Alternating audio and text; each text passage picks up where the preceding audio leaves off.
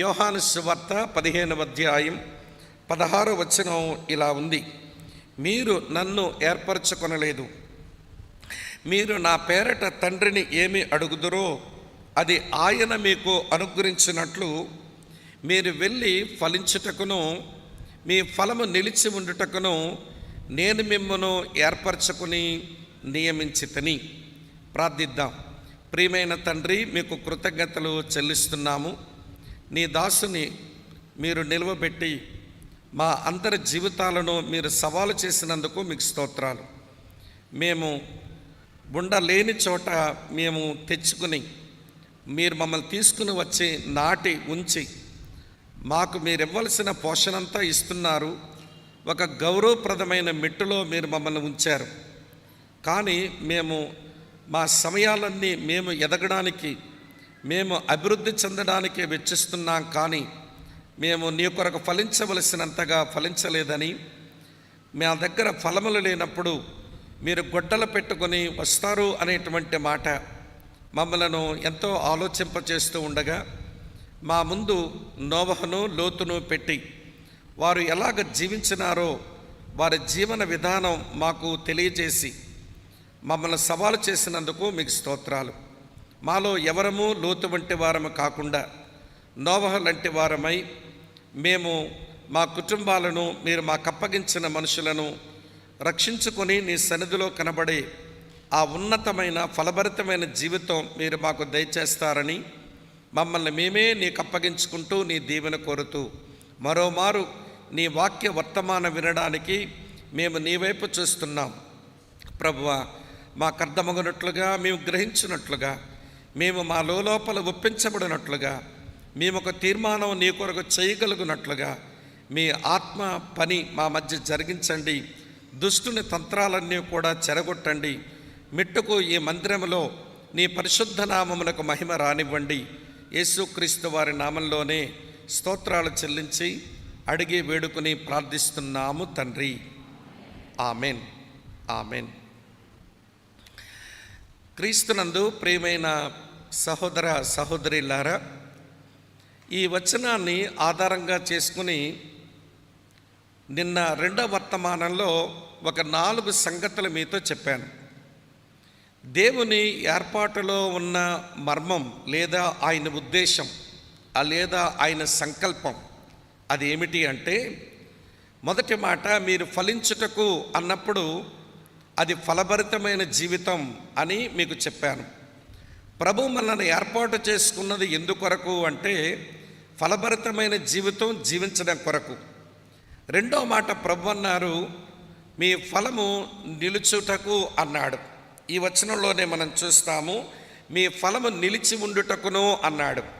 ఇక్కడ నిలిచి ఉండుటకును అనే మాట మనకు నేర్పిస్తున్న సత్యం ఏంటి అనంటే, అది ప్రభావితము చేయు జీవితము అని మనం నేర్చుకున్న ఇంపాక్ట్ లైఫ్. అంటే మన సాక్ష్యం, మన క్రియలు అవి నిలవాలి. అదే మన ఫలము నిలిచి ఉండడం అంటే. వాటితో మనం ఇతరులను ప్రభావితులను చేయాలి. అందుకొరకు దేవుడు మనల్ని ఏర్పాటు చేసుకున్నాడు. అది రెండో మాటగా చెప్పాను. మూడవ మాట, ప్రార్థనాపూర్వకమైన జీవితానికి ఆయన ఏర్పాటు చేసుకున్నాడు.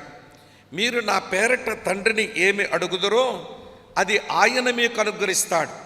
మీరు ఫలించాలని, మీ ఫలము నిలిచి ఉండాలని, అంటే మీరు ఫలభరితమైన జీవితం జీవించాలని, ప్రభావితం చూపించే జీవితం జీవించాలని నిజంగా మీరు ఆశపడితే వాటిని సఫలీకృతం చేసుకోవడానికి ప్రార్థనాపూర్వకమైన జీవితాన్ని అలవర్చుకోండి. ప్రేయర్ఫుల్ లైఫ్ అది అవసరం అని నేను మీకు జ్ఞాపకం చేశాను. చివరికి ప్రభు అంటాడు, నేను ఏర్పరచుకొని నియమించాను అని అన్నాడనంటే మరొక సత్యం అందులో ఉంది. అదేంటో తెలుసా? మీరు ప్రయోజనకరమైన జీవితం జీవించండి అన్నాడు. అంటే యూజ్ఫుల్ లైఫ్ మీరు జీవించండి అని ప్రభు చెబుతున్నాడు. ఈ 4 మాటలు మీ మనసులో ఉండాలి. ఫలభరితమైన జీవితం, ప్రభావితం చేయు జీవితం, ప్రార్థనాపూర్వకమైన జీవితం, చివరగా ప్రయోజనకరమైన జీవితం. ఫలభరితమైన జీవితం నిన్న వర్తమానంలో చెప్పాను కనుక ఇప్పుడు నేను చెప్పబోయే సందేశం ఈ 3 తలంపులు నేను చెప్పి ముగించబోతున్నాను. సరే, ఈ 3 తలంపులు నేను చెప్పే ముందు ఒక్క మాట మీతో చెప్పగోరుతున్నాను. ఈ 3 తలంపులు కూడా అవి భవిష్యత్తుకు చెందినవి. మీరు ఫలించాలి, అది ఎప్పటికీ మీ ఫలము నిలిచి ఉండాలి, అది మీ భవిష్యత్తుకు. మీరు ఫలించి మీ ఫలము నిలిచి ఉండడానికి మీరు ప్రార్థన చేయండి. అవన్నీ నా తండ్రి అనుగ్రహిస్తాడు. అది కూడా మీరు తర్వాత చేయవలసిన పని. తర్వాత మీరు ప్రయోజనకరమైన జీవితం మీ భవిష్యత్తులో మీరు జీవించి మీరు చచ్చిపోండి అంటున్నాడు. కాబట్టి వినండి ప్రియులారా, ఈ 3 సంగతులు భవిష్యత్తును మనకు చూపిస్తున్నాయి. మన ముందున్నటువంటి కాలంలో మనము జీవించవలసింది ఇతరులను ప్రభావితం చేసే జీవితం, అలాగనే ప్రార్థనాపూర్వకమైన జీవితం, అలాగనే ప్రయోజనకరమైన జీవితం. చాలామంది దేవుని పిల్లల జీవితంలో ఆరంభం చాలా బాగుంటుంది, కానీ అంతమే చాలా దుఃఖదాయకంగా ఉంటుంది. చాలామంది ఆరంభంలో చాలా బాగుంటారు, కానీ ముగింపులోనే వారి జీవితాలు చాలా లోపభూయిష్టంగా కనబడుతూ ఉంటాయి. నేను మీకు జ్ఞాపకం చేస్తాను, వినండి.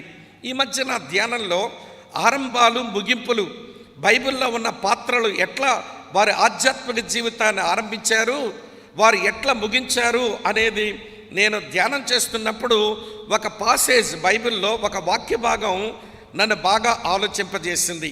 కనుక ఇప్పుడు నేను చెప్పే ఈ 3 తలంపులు నా వర్తమానం ఏంటో తెలుసా? ఈ ఉదయకాలం యేసుని ఏర్పాటులో మన ముగింపేమిటి, అది నా ప్రసంగం. యేసుని ఏర్పాటులో మన ముగింపేమిటి, ఇది మనం ఆలోచన చేస్తాం. కనుక బైబిల్లో ఒక భాగంలో ఏమైనా ముగింపులకు వచ్చిన కొంతమందిని గురించి నేను ఆలోచించినప్పుడు 4 రకాల క్రైస్తవులు కనబడుతున్నారు నాకు.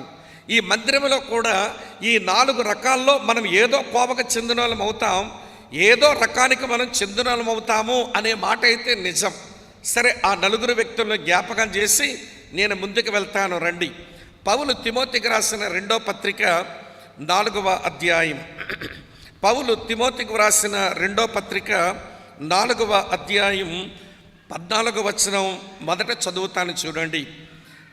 పౌలు తిమోతికి రాసిన 2వ పత్రిక 4వ అధ్యాయం 14వ వచనం ఎట్లుంది: అలెగ్జాంద్రు అను కంచరివాడు నాకు చాలా కీడు చేశాను, అతని క్రియల చొప్పున ప్రభు అతనికి ప్రతిఫలమిచ్చును అన్నాడు పౌలు.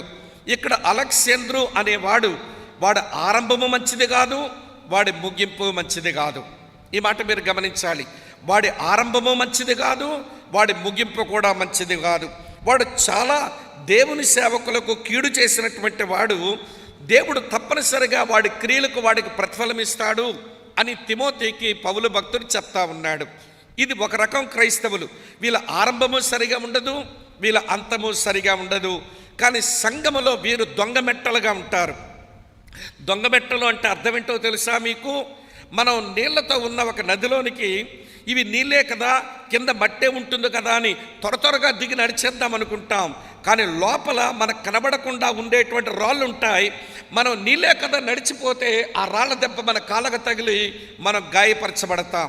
సంఘములో కొంతమంది ఇలాగ దొంగమెట్టలుగా ఉంటారు.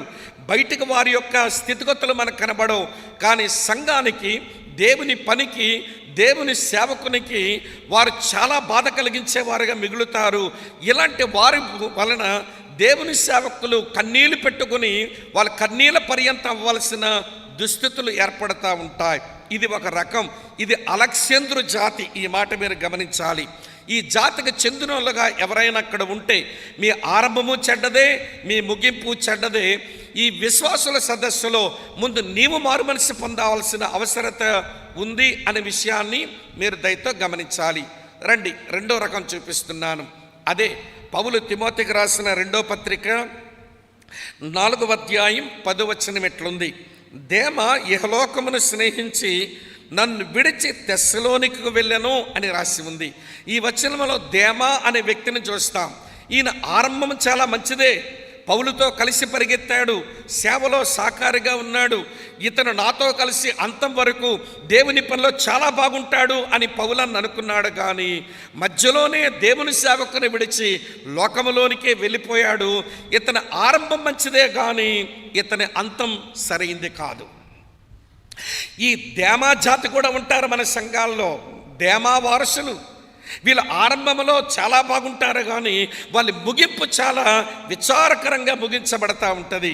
దేమా జాతిగా ఒకవేళ నువ్వు ఉంటే నీవింకా మారు మనసు పొందాల్సిన అవసరత ఉంది అనే విషయాన్ని నేను మీకు జ్ఞాపకం చేస్తున్నాను. అలెగ్జాంద్రు జాతి, దేమా జాతి నీదే జాతి. ఆరంభము చెడ్డదే, అంతము చెడ్డదే, ఒక జాతి వాడిది. ఆరంభం బాగుంది కానీ అంతం బాగులేదు, మరో జాతిది. మూడో రకం చెప్తాను వినండి. ఎక్కడ రాసింది ప్రియులారా? మరో సంగతి చదువుతున్నాను చూడండి. అదే తిమోతికి రాసిన 2వ పత్రిక 4వ అధ్యాయం 11వ వచనం ఇట్లుంది: లూకా మాత్రమే నా యొద్ద ఉన్నాడు, మార్కుని వెంటబెట్టుకుని రమ్ము, అతడు పరిచారము నిమిత్తం నాకు ప్రయోజనకరమైన వాడు అన్నాడు. ఇక్కడ మరో వ్యక్తిని జ్ఞాపకం చేస్తాను. ఈయన గారి పేరు మార్కు. ఈయన ఒక జాతి. ఏమి జాతి అంటే ఆరంభం అంతా బాగులేదు కానీ ముగింపు మాత్రం చాలా బాగుంది. ఆరంభం అంత మంచిగా లేదు కానీ ఆయన ముగింపు మాత్రం చాలా బాగుంది. సువార్త రాశాడు. వినండి ప్రియులారా, పేతురుకు సాకారైనాడు. వాళ్ళ ఇంట్లో ప్రేయర్ మీటింగులు నడుస్తూ ఉంటే దాంట్లో కూడా నాయకుడైనాడు. చివరికి ప్రియులారా, అతను పౌలు కూడా అంటాడు, అతను చాలా ప్రయోజనకరమైన వాడు అన్నాడు. ఆరంభంలో పౌలు బర్నబాలను విడిచి భయపడిపోయి వెళ్ళిపోయాడు, సేవలో కొనసాగలేకపోయాడు. అప్పటికి మార్కు బాగులేడు కానీ చివరకు వచ్చేసరికి మార్కు భలే ప్రయోజకుడయ్యాడు. ఆరంభం బాగులేదు కానీ అంతం చాలా బాగుంటుంది. ఇది మార్కు జాతి, ఇది మంచి జాతే, పర్వాలేదు. కొంతమందికి ఆరంభాలు బాగుండవు కానీ అంతం అది సరిగా ఉండే దిశగా దేవుడు నడిపిస్తూ ఉంటే విధేయతతో దేవుని ఆత్మ నడిపింపుతో ప్రయాణం చేస్తారు. దేవునికి స్తోత్రం. ఈ జాతి మంచి జాతి. తర్వాత మరో వ్యక్తిని చూపిస్తాను చూడండి. ఇదే తిమోతికి రాసిన 2వ పత్రిక 4వ అధ్యాయం 11వ వచనంలో లూకా మాత్రమే నా యొద్ద ఉన్నాడు అన్నాడు. ఈ 4వ జాతి లూకా జాతి. ఇది ఏమి జాతి అంటే ఆరంభము అద్భుతమే, అంతము అద్భుతమే, రెండూ చాలా బాగున్నాయి. ఈ రోజున బెరాకా ప్రార్థనా మందిరం, బెరాకా పరిచర్యల్లో ఉన్న బ్రాంచ్ సంఘాలు కానీ స్థానిక సంఘం కానీ ఇందులో ఉన్న విశ్వాసులంతా కూడా సరైన ఆరంభంతో ఆత్మీయ యాత్రను ఆరంభించి సరైన ముగింపుతో వారు ముగించేవారు కావాలని దేవుని సేవకునిగా నేను కోరుతున్నాను. పరిశుద్ధాత్మ దేవుడు కూడా అదే కోరిక కలిగి ఉన్నాడు అని మీరు నమ్మితే గట్టిగా ఆమెను చెప్తారా? మీ స్వరాలు చప్పగా ఉన్నాయి. మంచిది, ఆమేన్. మొత్తానికి నువ్వు ఏదో ఒక జాతికి చెందుంటావు, కానీ లోకా జాతికి చెందిన మనిషివైతే దేవునికి మహిమ, నీకు ఆశీర్వాదం, సేవకునికి సంతోషం, మెట్టుకు నీ కుటుంబానికి దీవెన తెచ్చిపెట్టే వ్యక్తిగా మిగులుతావు. మార్కు జాతి అయినా పర్వాలేదు కానీ ముందు చెప్పాను చూడండి, అలెగ్జాంద్రు జాతి, దేమా జాతి, పాడు జాతి, ఆ జాతికి చెందిన వ్యక్తులుగా ఉండకూడదని మీకు మనవి చేస్తున్నాను. ఇందాక మనం దేవుని సేవకుల దగ్గర నుంచి విన్నాం ప్రియులారా. వినండి, కొంతమంది జీవితాలు మనం గమనిస్తూ ఉన్నప్పుడు ముగింపుకు వచ్చేసరికి చాలా విచారకరమైన పరిస్థితులు. ఇందాక మనం జ్ఞాపకం చేసుకోబడిన లోతు కూడా ఆరంభంలో ఎంత గొప్పవాడండి. అబ్రాము తన అంకులకు దేవుడిచ్చిన ప్రత్యక్షత అది విని తెలుసుకొని అబ్రాముతో పాటే ప్రయాణం చేశాడు. మెసొపొతేమియా దేశం నుంచి కనానుకు వచ్చాడు. కనానులో వినండి, దేవుడు ప్రత్యక్షమైనానని బలిపీఠం కట్టి ఆరాధిస్తుంటే అబ్రాముతో కలిసి ఆరాధనలో ఉన్నాడు. తరువాత వినండి ప్రియులారా, ఆయన మరొక బలిపీఠం కట్టి అక్కడ ప్రార్థన చేస్తుంటే అక్కడ కూడా ఉన్నాడు. చివరికి ఐగుప్తుకు వెళ్ళి తిరిగి వచ్చి నెగబుకు వచ్చిన తర్వాత మళ్ళీ అక్కడ బలిపీఠం కట్టి దేవుణ్ణి ఆరాధిస్తుంటే అక్కడ కూడా తన బంధువుతో కలిసే ఉన్నాడు. అందుకనే పరిశుద్ధాత్ముడు కూడా నీతిమంతుడు అనే రాశాడు కదా, ఆయన దుర్నీతిమంతుడేం రాయలేదు. ఇతని ఆరంభం చాలా బాగుంది కానీ ముగింపు ఎంత విచారకరం అండి. ముగింపు ఎంత విచారకరం. 2 కొడుకులు సొదములోనే అగ్నిగంధకాల కింద చచ్చారు. పెళ్ళైన కూతురు, పెళ్ళైన అల్లుడు ఒక 2 ఉన్నారు, ఒక జంట. ఈయన కూతురు అల్లుడు వాళ్ళు సొదములోనే చచ్చారు.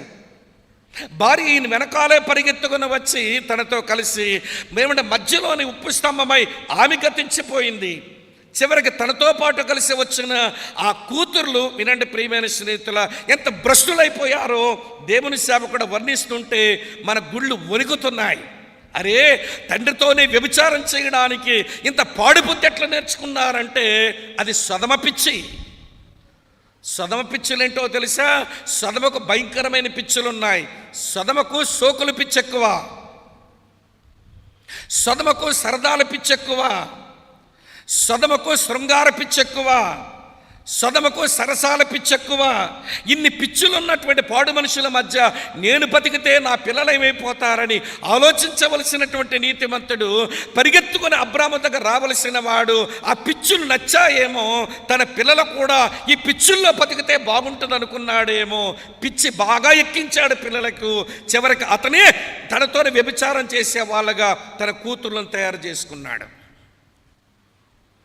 నీతిమంతుడు ఏమయ్యాడని ఈరోజు వినవలసి వస్తుంది మనమో తెలుసా ప్రియులారా? ఆయన కుటుంబంలో ఒక్కరినంటే ఒక్కరిని, ఆయన కుటుంబంలో ఒక్కరిని ప్రయోజకునిగా చేయలేదు అన్న మాటలు చెప్పారు గనక నేను కొంచెం జ్ఞాపకం చేస్తున్నాను. నేను చరిత్రలో అలాంటి వ్యక్తులను నా ప్రసంగం చివరిలో మీకు జ్ఞాపకం చేస్తాను. అయితే నా ప్రసంగం ఏంటో తెలుసా? యేసుని ఏర్పాటులో మన ముగింపు ఏమిటి? యేసుని ఏర్పాటులో మనమెవరం మనకి తెలిసిపోయింది. యేసుని ఏర్పాటులో ఉన్న మర్మం ఏంటో అది మనకు అర్థమైపోయింది. మరి యేసుని ఏర్పాటులో మన ముగింపు ఏమిటి? అలెగ్జాంద్రులాగా ముగిద్దామా, దేమాలాగా ముగిద్దామా, లేదా మార్కులాగా ముగిద్దామా, లేక చివరికి లోకాలాగా ముగిద్దామా? ఏంటి మన ఫినిషింగ్ పాయింట్? మన భవిష్యత్తు, మన ముగింపు ఏమిటి అసలు? వినండి ప్రియమైన స్నేహితులారా, యేసు ప్రభువు వారు తన ఏర్పాటులో మీ ముగింపు ఎలా ఉండాలనంటే, మీ ముగింపు మీ జీవితం అది ప్రభావితం చేసే జీవితం ఉండాలి, అంటే మీ ఫలం నిలిచి ఉండాలి అన్నాడు. ఇది చెప్తాను వినండి.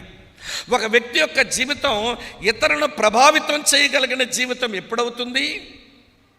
ఈ ప్రపంచంలో వినండి ప్రియమైన స్నేహితులారా, ఎవరిదైనా ఒక వ్యక్తి యొక్క జీవితం ప్రపంచమంతా ప్రభావితం చేయగలిగింది అంటే వినండి, నీరో చక్రవర్తిది కాదు, డొమిషన్ చక్రవర్తిది కాదు, అబ్రహం లింకన్ది కాదు, గాంధీ తాతది కాదు, ఎవరిది కాదండి. ప్రపంచమంతా ప్రభావితం చేసిన జీవితం ఎవరిదనంటే అది మన ప్రభు అయిన యేసుక్రీస్తు తప్ప మరి ఎవరిది కాదు. హల్లెలూయా. ఆయన జీవితం ప్రపంచమంతా ప్రభావితం చేసింది. ఇంతకీ ఏమిటి ఆయన జీవితం అంటే వినండి, ఆయన బ్రతికిన స్థలం ఒక పరిమితి కలిగిన స్థలంలోనే తిరిగినాడు. ఆయన లిమిటెడ్ ఏరియాలోనే సంచరించాడు. ఆయన బ్రతికిన బ్రతుకు 33.5 సంవత్సరాలు మాత్రమే బ్రతికాడు. ఆయన సేవ చేసినటువంటి కాలం 3.5 సంవత్సరాలు మాత్రమే చేశాడు. వినండి, ఆయన తిరిగిన ప్రదేశం పరిమితి గల ప్రదేశం. ఆయన బ్రతికిన బ్రతుకు 33.5 సంవత్సరాలు పరిమితి కలిగిన సంవత్సరాలు.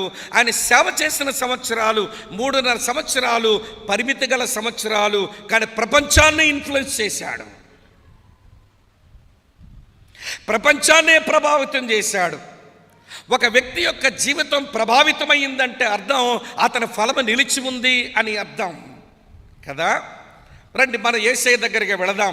యేసు ప్రభు యొక్క జీవితం అంతగా ప్రపంచమంతటా అన్ని ఖండాలలో అన్ని దేశాలలో ఆయన జీవిత ప్రభావం ఇంతమంది మనుషుల్ని ప్రభావితం చేయడానికి గల కారణం ఏంటో ఒక సందర్భంలోంచి ఒక 3 సంగతులు మీతో చెప్తాను. దానితో ఫలము నిలిచి ఉండడం అంటే ఏంటో మీకు తెలిసిపోతుంది. నాతో రండి. మత్తయి సువార్త 9వ అధ్యాయం. మత్తయి సువార్త 9వ అధ్యాయం చదువుతున్నాను ప్రియులారా. మంచి మాట ఇలా రాసి ఉంది. మత్తయి సువార్త 9వ అధ్యాయం నేను చదువుతున్నాను చూడండి. 35 నుంచి ఇలా రాసి ఉంది. యేసు వారి సమాజ మందిరములలో బోధించుచు రాజ్య సువార్త ప్రకటించుచు ప్రతి విధమైన రోగమును ప్రతి విధమైన వ్యాధిని స్వస్థపరచుచు సమస్త పట్టణముల యందును గ్రామముల యందును సంచారము చేసెను. ఆయన సమూహములను చూచి వారు కాపరలేని గొర్రెల వలె విసిగ చెదరియున్నందున వారి మీద కనికరపడి, కోత విస్తారమే గాని పనివారు కొద్దిగా ఉన్నారు గనుక తన కోతకు పనివారిని పంపమని కోత యజమానుని వేడుకొనుడని తన శిష్యులతో చెప్పాను. ప్రియులారా, ఈ వచనాలు మనం గమనిస్తే మన ప్రభు అయిన యేసుక్రీస్తు వారి జీవితం ప్రపంచమంతా అంత ప్రభావితమైన జీవితం అవ్వడానికి గల కారణం ఏంటనంటే ఒక 3 కారణాలు ఈ 3 వచనాల నుంచి మీకు చూపిస్తాను. అందులో మొదటి కారణం ఏంటో తెలుసా? ఆయన చూపులు. ఆయన చూపులు ఏమిటండి? యేసయ్య చూపులు అంటే వినండి ప్రియులారా, మనుషులను చూచినప్పుడు ఆయన ఎలా చూస్తున్నాడో తెలుసా? వినండి, ఇక్కడే రాసి ఉంది. వారు ఎలా కనబడుతున్నారు ఈయనకి? వారు గొర్రెలట, మరొక మాట వారు విసిగిపోయారట, మరో మాట వారు చెదరిపోయారట, మరో మాట వారికి కాపరి లేడట. వారు కాపరలేని గొర్రెల వలె విసిగ చెదరి ఉండుట చూచాడు. ఏమిటి దీని అర్థం? దీని అర్థం ఏంటనంటే వారు కాపరలేని గొర్రెల వలె విసిగ చెదరి ఉండడం ఆయన చూచాడు అంటే అర్థం, ఈ చుట్టూ ఉన్న మనుషులు వీళ్ళ ఆధ్యాత్మిక ఆకలి, వీళ్ళ ఆధ్యాత్మిక దప్పిక తీరడం లేదు. వీళ్ళ ఆధ్యాత్మిక ఆకలి తీర్చే దిక్కుముక్కెవడు లేడు. వీళ్ళ ఆధ్యాత్మిక ఆకలిని దప్పికను తీర్చే ఒక దాతవుడు కనబడడం లేదు.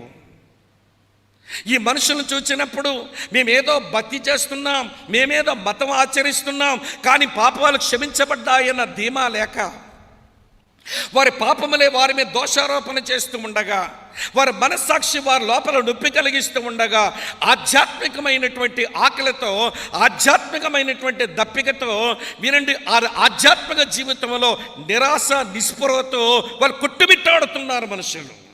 అది చూడగలిగాడు.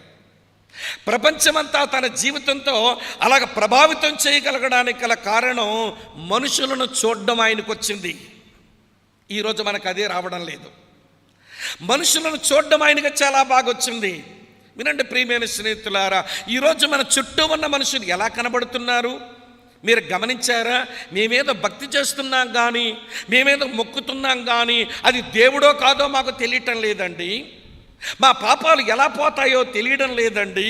నిలువు దోపిడీలు ఇస్తున్నామండి, తీర్థయాత్రలకు వెళుతున్నామండి, విమానక్కి వెళ్తున్నామండి, మా జీవితంలో సమస్తము ఖర్చు పెడుతున్నామండి. మేము పరలోకం పోతామో లేదో మాకే తెలియడం లేదండి. నిరాశ, నిస్పృహ, ఆధ్యాత్మిక ఆకలి, ఆధ్యాత్మిక దప్పిక, ప్రేమించేవాడెవడు లేడు. లోపల ఉన్న ఒంటరితనం, ఆధ్యాత్మిక ఒంటరితనానికి తోడుగా నిలిచే ఒక దోత ఎవడో కనబడడం లేదు. వింటున్నారా? మీ చుట్టూ ఉన్న మనుషుల పరిస్థితి అదే. నీ కళ్ళు సరిగా లేక వారిని చూడలేకపోతున్నావు. నా కళ్ళు కూడా సరిగా లేక ఈ మనుషులను సరిగా చూడలేకపోతున్నాం. మనుషులు చూడడమే మనకు చేత కాకపోతే మనం ఎవరినండి ప్రభావితులను చేస్తాము? అమ్మా, నీ కుటుంబంలో యేసునందు విశ్వాసం ఉంచక, పాప క్షమాపణ పొందక, నీతిమంతులుగా తీర్చబడక మిగిలిపోయిన నీ పెనిమిటి, నీ పిల్లలు, నీ మనవడు, నీ మనవరాలు, నీ కోడలు, నీ అల్లుడు, చాలామంది ఇంకా వాళ్ళ ఆధ్యాత్మిక ఆకలితోనే వారు కొట్టుమిట్టాడుతున్నారు. వాళ్ళు ప్రేమించబడ్డం లేదనుకుంటున్నారు. వారి ప్రేమను అందుకునేవారు ఎవరు లేరనుకుంటున్నారు. నిరాశ నిస్పృహతో నిండిపోయారు. వారి లోపల ఏదో వారి ఒంటరితనమే వారిని ఏడిపిస్తుంది. వారి ఒంటరితనమే వారిని ఏడిపిస్తుంది. వారు నీ ముందు ఏడ్చుకోలేకపోతున్నారు, కానీ వారి లోపల జరుగుతున్న రగడ, వారి లోపల జరుగుతున్న రచ్చ, వారి లోపల జరుగుతున్న ఆధ్యాత్మిక సంఘర్షణ, ఇది చూడడం మనకు చేతనయ్యిందా? ఇది చూడడం మనకు చేతనయ్యిందా? మన కళ్ళకు పట్టిన పొరలు ఊడాల్సింది. దుష్టుడు కలిగించిన మన ఆధ్యాత్మిక అంధత్వానికి వెలుగు రావలసి ఉంది. లేకపోతే మన చుట్టూ ఉన్న మనుషులను చూడడం మనకు చేత కాదు. ప్రభు అయిన యేసుక్రీస్తు వారు ప్రపంచాన్ని అతను ప్రభావితం చేయడానికి గల కారణం, అతని ఫలము నిలిచి ఉండడానికి గల కారణం అదేంటో తెలుసా? మనుషులను చూడడం ఆయనకు వచ్చింది. నీ కుటుంబ సభ్యుల్ని చూడడము ఇంకా మనకు చేతనవ్వలేదు. మన బంధుజనాన్ని చూడడం చేతనవ్వలేదు. మనతో కలిసి ఉద్యోగం చేస్తున్న మన కొలీగ్స్ వాళ్ళని చూడడము చేత కావడం లేదు. మనతో కలిసి కాలేజీలో, హాస్టల్స్లో, యూనివర్సిటీస్లో ఉన్న తోటి విద్యార్థులను చూడడము మనకు చేత కాలేదు. మన కళ్ళకు పొరలు కమ్మేసినాయి, మన కంటికి పొరలు కమ్మేసినాయి. ఆ పొరలు రాలకపోతే మన చుట్టూన్న మనుషులను చూడలేము. ఈ మనుషులను చూడవలసినట్టుగా చూడడం రాకపోతే మన జీవితం ఎవరి మీద ప్రభావితం చూపదు అనే మాట మీరు దయతో గమనించాలి. ఇది మొదటి సంగతి. యేసుకు చూడడం వచ్చింది. రెండో సంగతి చెప్తాను వినండి. యేసు ఒక అనుభవంలోకి వెళ్ళడం కూడా ఆయనకు వచ్చింది. యేసు ఒక అనుభవంలోకి వెళ్ళడం ఆయనకు వచ్చి, ఏ అనుభవంలోకి వెళ్ళాడట ఆయన చదువుతాను చూడండి. మత్తయి సువార్త 9వ అధ్యాయం 36వ వచనం. ఆయన సమూహములను చూచి వారు కాపరలేని గొర్రెల వలె విసిగి చెదరియున్నందున వారి మీద కనికరపడి అని రాసి ఉంది. ఏ అనుభవంలోకి వెళ్ళాడంటే కనికరం అనేటువంటి అనుభవంలోకి వెళ్ళాడు ఆయన. కనికరం అంటే జాలిపడ్డం కాదు. మనం అప్పుడప్పుడు జాలిపడే కనికరం చూపామనుకుంటాం. ఇది మనకున్న కర్మ.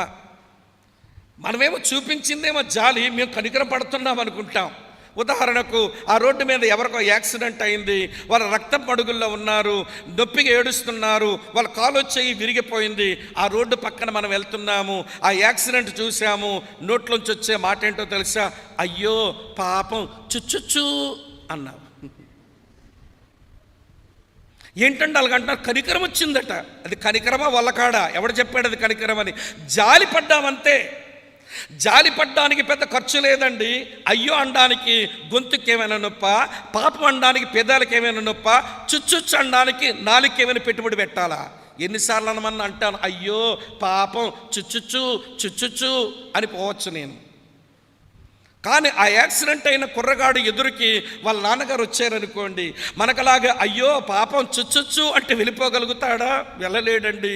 ఆ కొడుకు ఏడుస్తుంటే చూచి ఏడుస్తుంటాడు. వాడు బాధపడుతుంటే అసలు ఆ బాధ తనది అన్నట్టుగా బాధపడతాడు. అందుకనే కంపేషన్ అంటే అర్థం కమ్ విత్ సేమ్ ప్యాషన్. ఎదుటివాడు ఏ బాధనైతే పొందుతున్నాడో ఆ బాధలోనికి రావడం, అది కంపేషన్ అంటే. కాపరలేని గొర్రెల వలె వాళ్ళు విసిగి చెదరయున్నందున ఆ మనుషులను చూసి ఆయనకి కనికరం వచ్చిందట. ఏమిటి కనికరం అంటే? వారు బాధపడుతున్నారు, వారు ఆధ్యాత్మిక ఆకలి తీరడం లేదు, వాళ్ళ ఆధ్యాత్మిక దప్పిక తీరడం లేదు, పాపక్షమాపణ ఎక్కడ దొరుకుతుందో అర్థం కావడం లేదు, దేవునితో తత్సంబంధం కలిగి జీవించడం ఎట్లో తెలియడం లేదు, మోక్షప్రాప్తి ఎట్లా కలుగుతుందో తెలియడం లేదు, జీవితాన్ని చక్కబరుచుకోవడం ఎట్లో తెలియడం లేదు. నలిగిపోతున్నారు, ఖర్చయిపోతున్నారు. పాపం లోపల బాధ, బయటికి కన్నీరు. లోపల బాధ, బయటికి కన్నీరు. అదండి మన చుట్టూన్న మనుషుల యొక్క దుర్గతి. వినండి ప్రియమైన స్నేహితులారా, మరి కనికరపడేటువంటి వారు బాధపడితే బాధపడాలిగా. యేసయ్య అన్నాడు మాట, మీరు బాధపడితే నేను మీతో కలిసి బాధపడతాను. చూపిస్తాను చూడండి ఆ వచనం. యెషయా గ్రంథం 63వ అధ్యాయంలో, యెషయా గ్రంథం 63వ అధ్యాయంలో నేను చదువుతున్నాను ఈ మంచి మాట, దయచేసి గమనించండి ప్రియులారా. యెషయా గ్రంథం 63వ అధ్యాయం 9వ వచనం ఇలా రాసి ఉంది. చాలా మంచి వచనం, వినండి.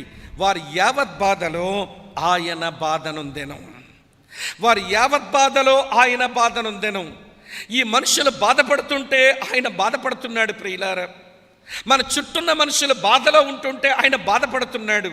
రెండవ మాట, మనుషులు కన్నీరు కార్చే పరిస్థితిలో ఉంటే ఆయన కూడా కన్నీరు కారుస్తున్నాడు.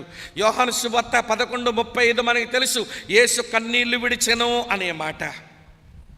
ఆయన మరణించక మునుపు యెరూషలేము దగ్గరకు వెళ్ళి ఆ యెరూషలేము ప్రజల దుర్గతను చూచి యెరూషలేమా యెరూషలేమా అని చెప్పి కన్నీరు కార్చంటున్నాడు. నువ్వు ఈ దినమందైనా సమాధానకరమైన సంగతులు తెలుసుకుని ఎడల నీకెంతో మేలు.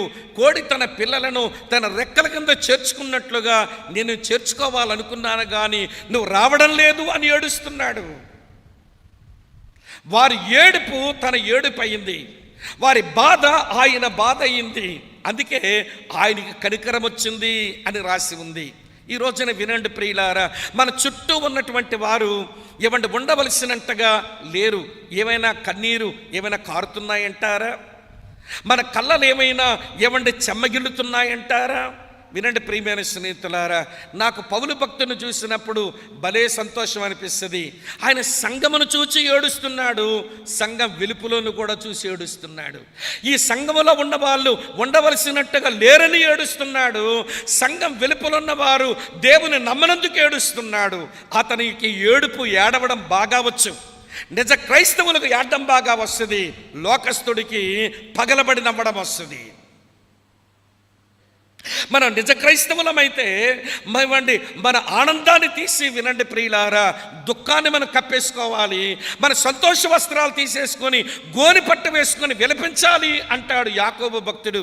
యాకోబు రాసిన పత్రిక 4వ అధ్యాయంలో చూడండి, పౌలు భక్తుడు అంటాడు, ఫిలిప్పీ సంఘస్థులతో అంటాడు, ఒరే బాబు, మీ విషయమై నేను ఏడుస్తున్నాను అన్నాడు.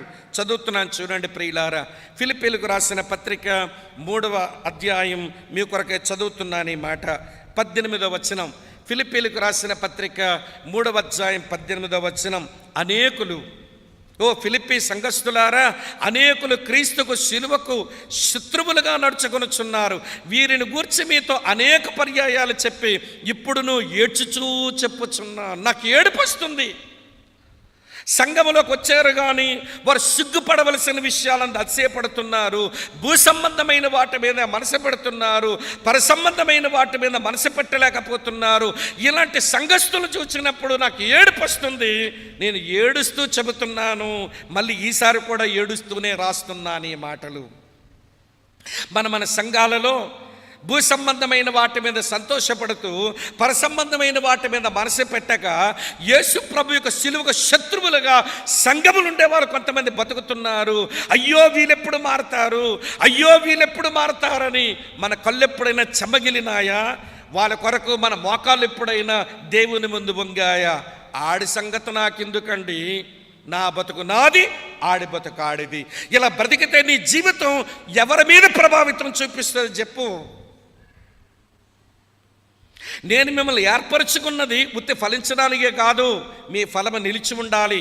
మీరు అనేకులకు మీ జీవితం ద్వారా మీరు ప్రభావితం చేయాలి అన్నాడు. అక్క, చెల్లి, తమ్ముడు, అన్న, వినండి, సంఘం లోపలున్నోళ్ళ కొరకు ఏడుపైతే వినండి, సంఘం లోపలికి వచ్చే వాళ్ళు కొంతమంది ప్రభు యొక్క పోలికలోనికి రావడం లేదట, మళ్ళీ ఏడుపు వచ్చేస్తుంది ఈయనకి. చదువుతా చూడండి, గలతీయులకు రాసిన పత్రిక 4వ అధ్యాయంలో, గలతీయులకు రాసిన పత్రిక 4వ అధ్యాయం 19వ వచనం చూడండి, ఇలా ఉంది. నా చిన్నపిల్లలారా, అమ్మ నా పిల్లలారా, క్రీస్తు స్వరూపం మీ యందు ఏర్పడే వరకు మీ విషయమై నాకు ప్రసవ వేదన కలుగుచున్నది. మీ విషయమే మరలా నాకు ప్రసవ వేదన కలుగుతుంది. మిమ్మల్ని ప్రభువులో కనడం కొరకు ఒకసారి ప్రసవ వేదన పడ్డాను, మీరు క్రీస్తు సారూప్యాన్ని పోగొట్టుకున్నారు, నాకు మళ్ళీ ప్రసవ వేదన వస్తుంది.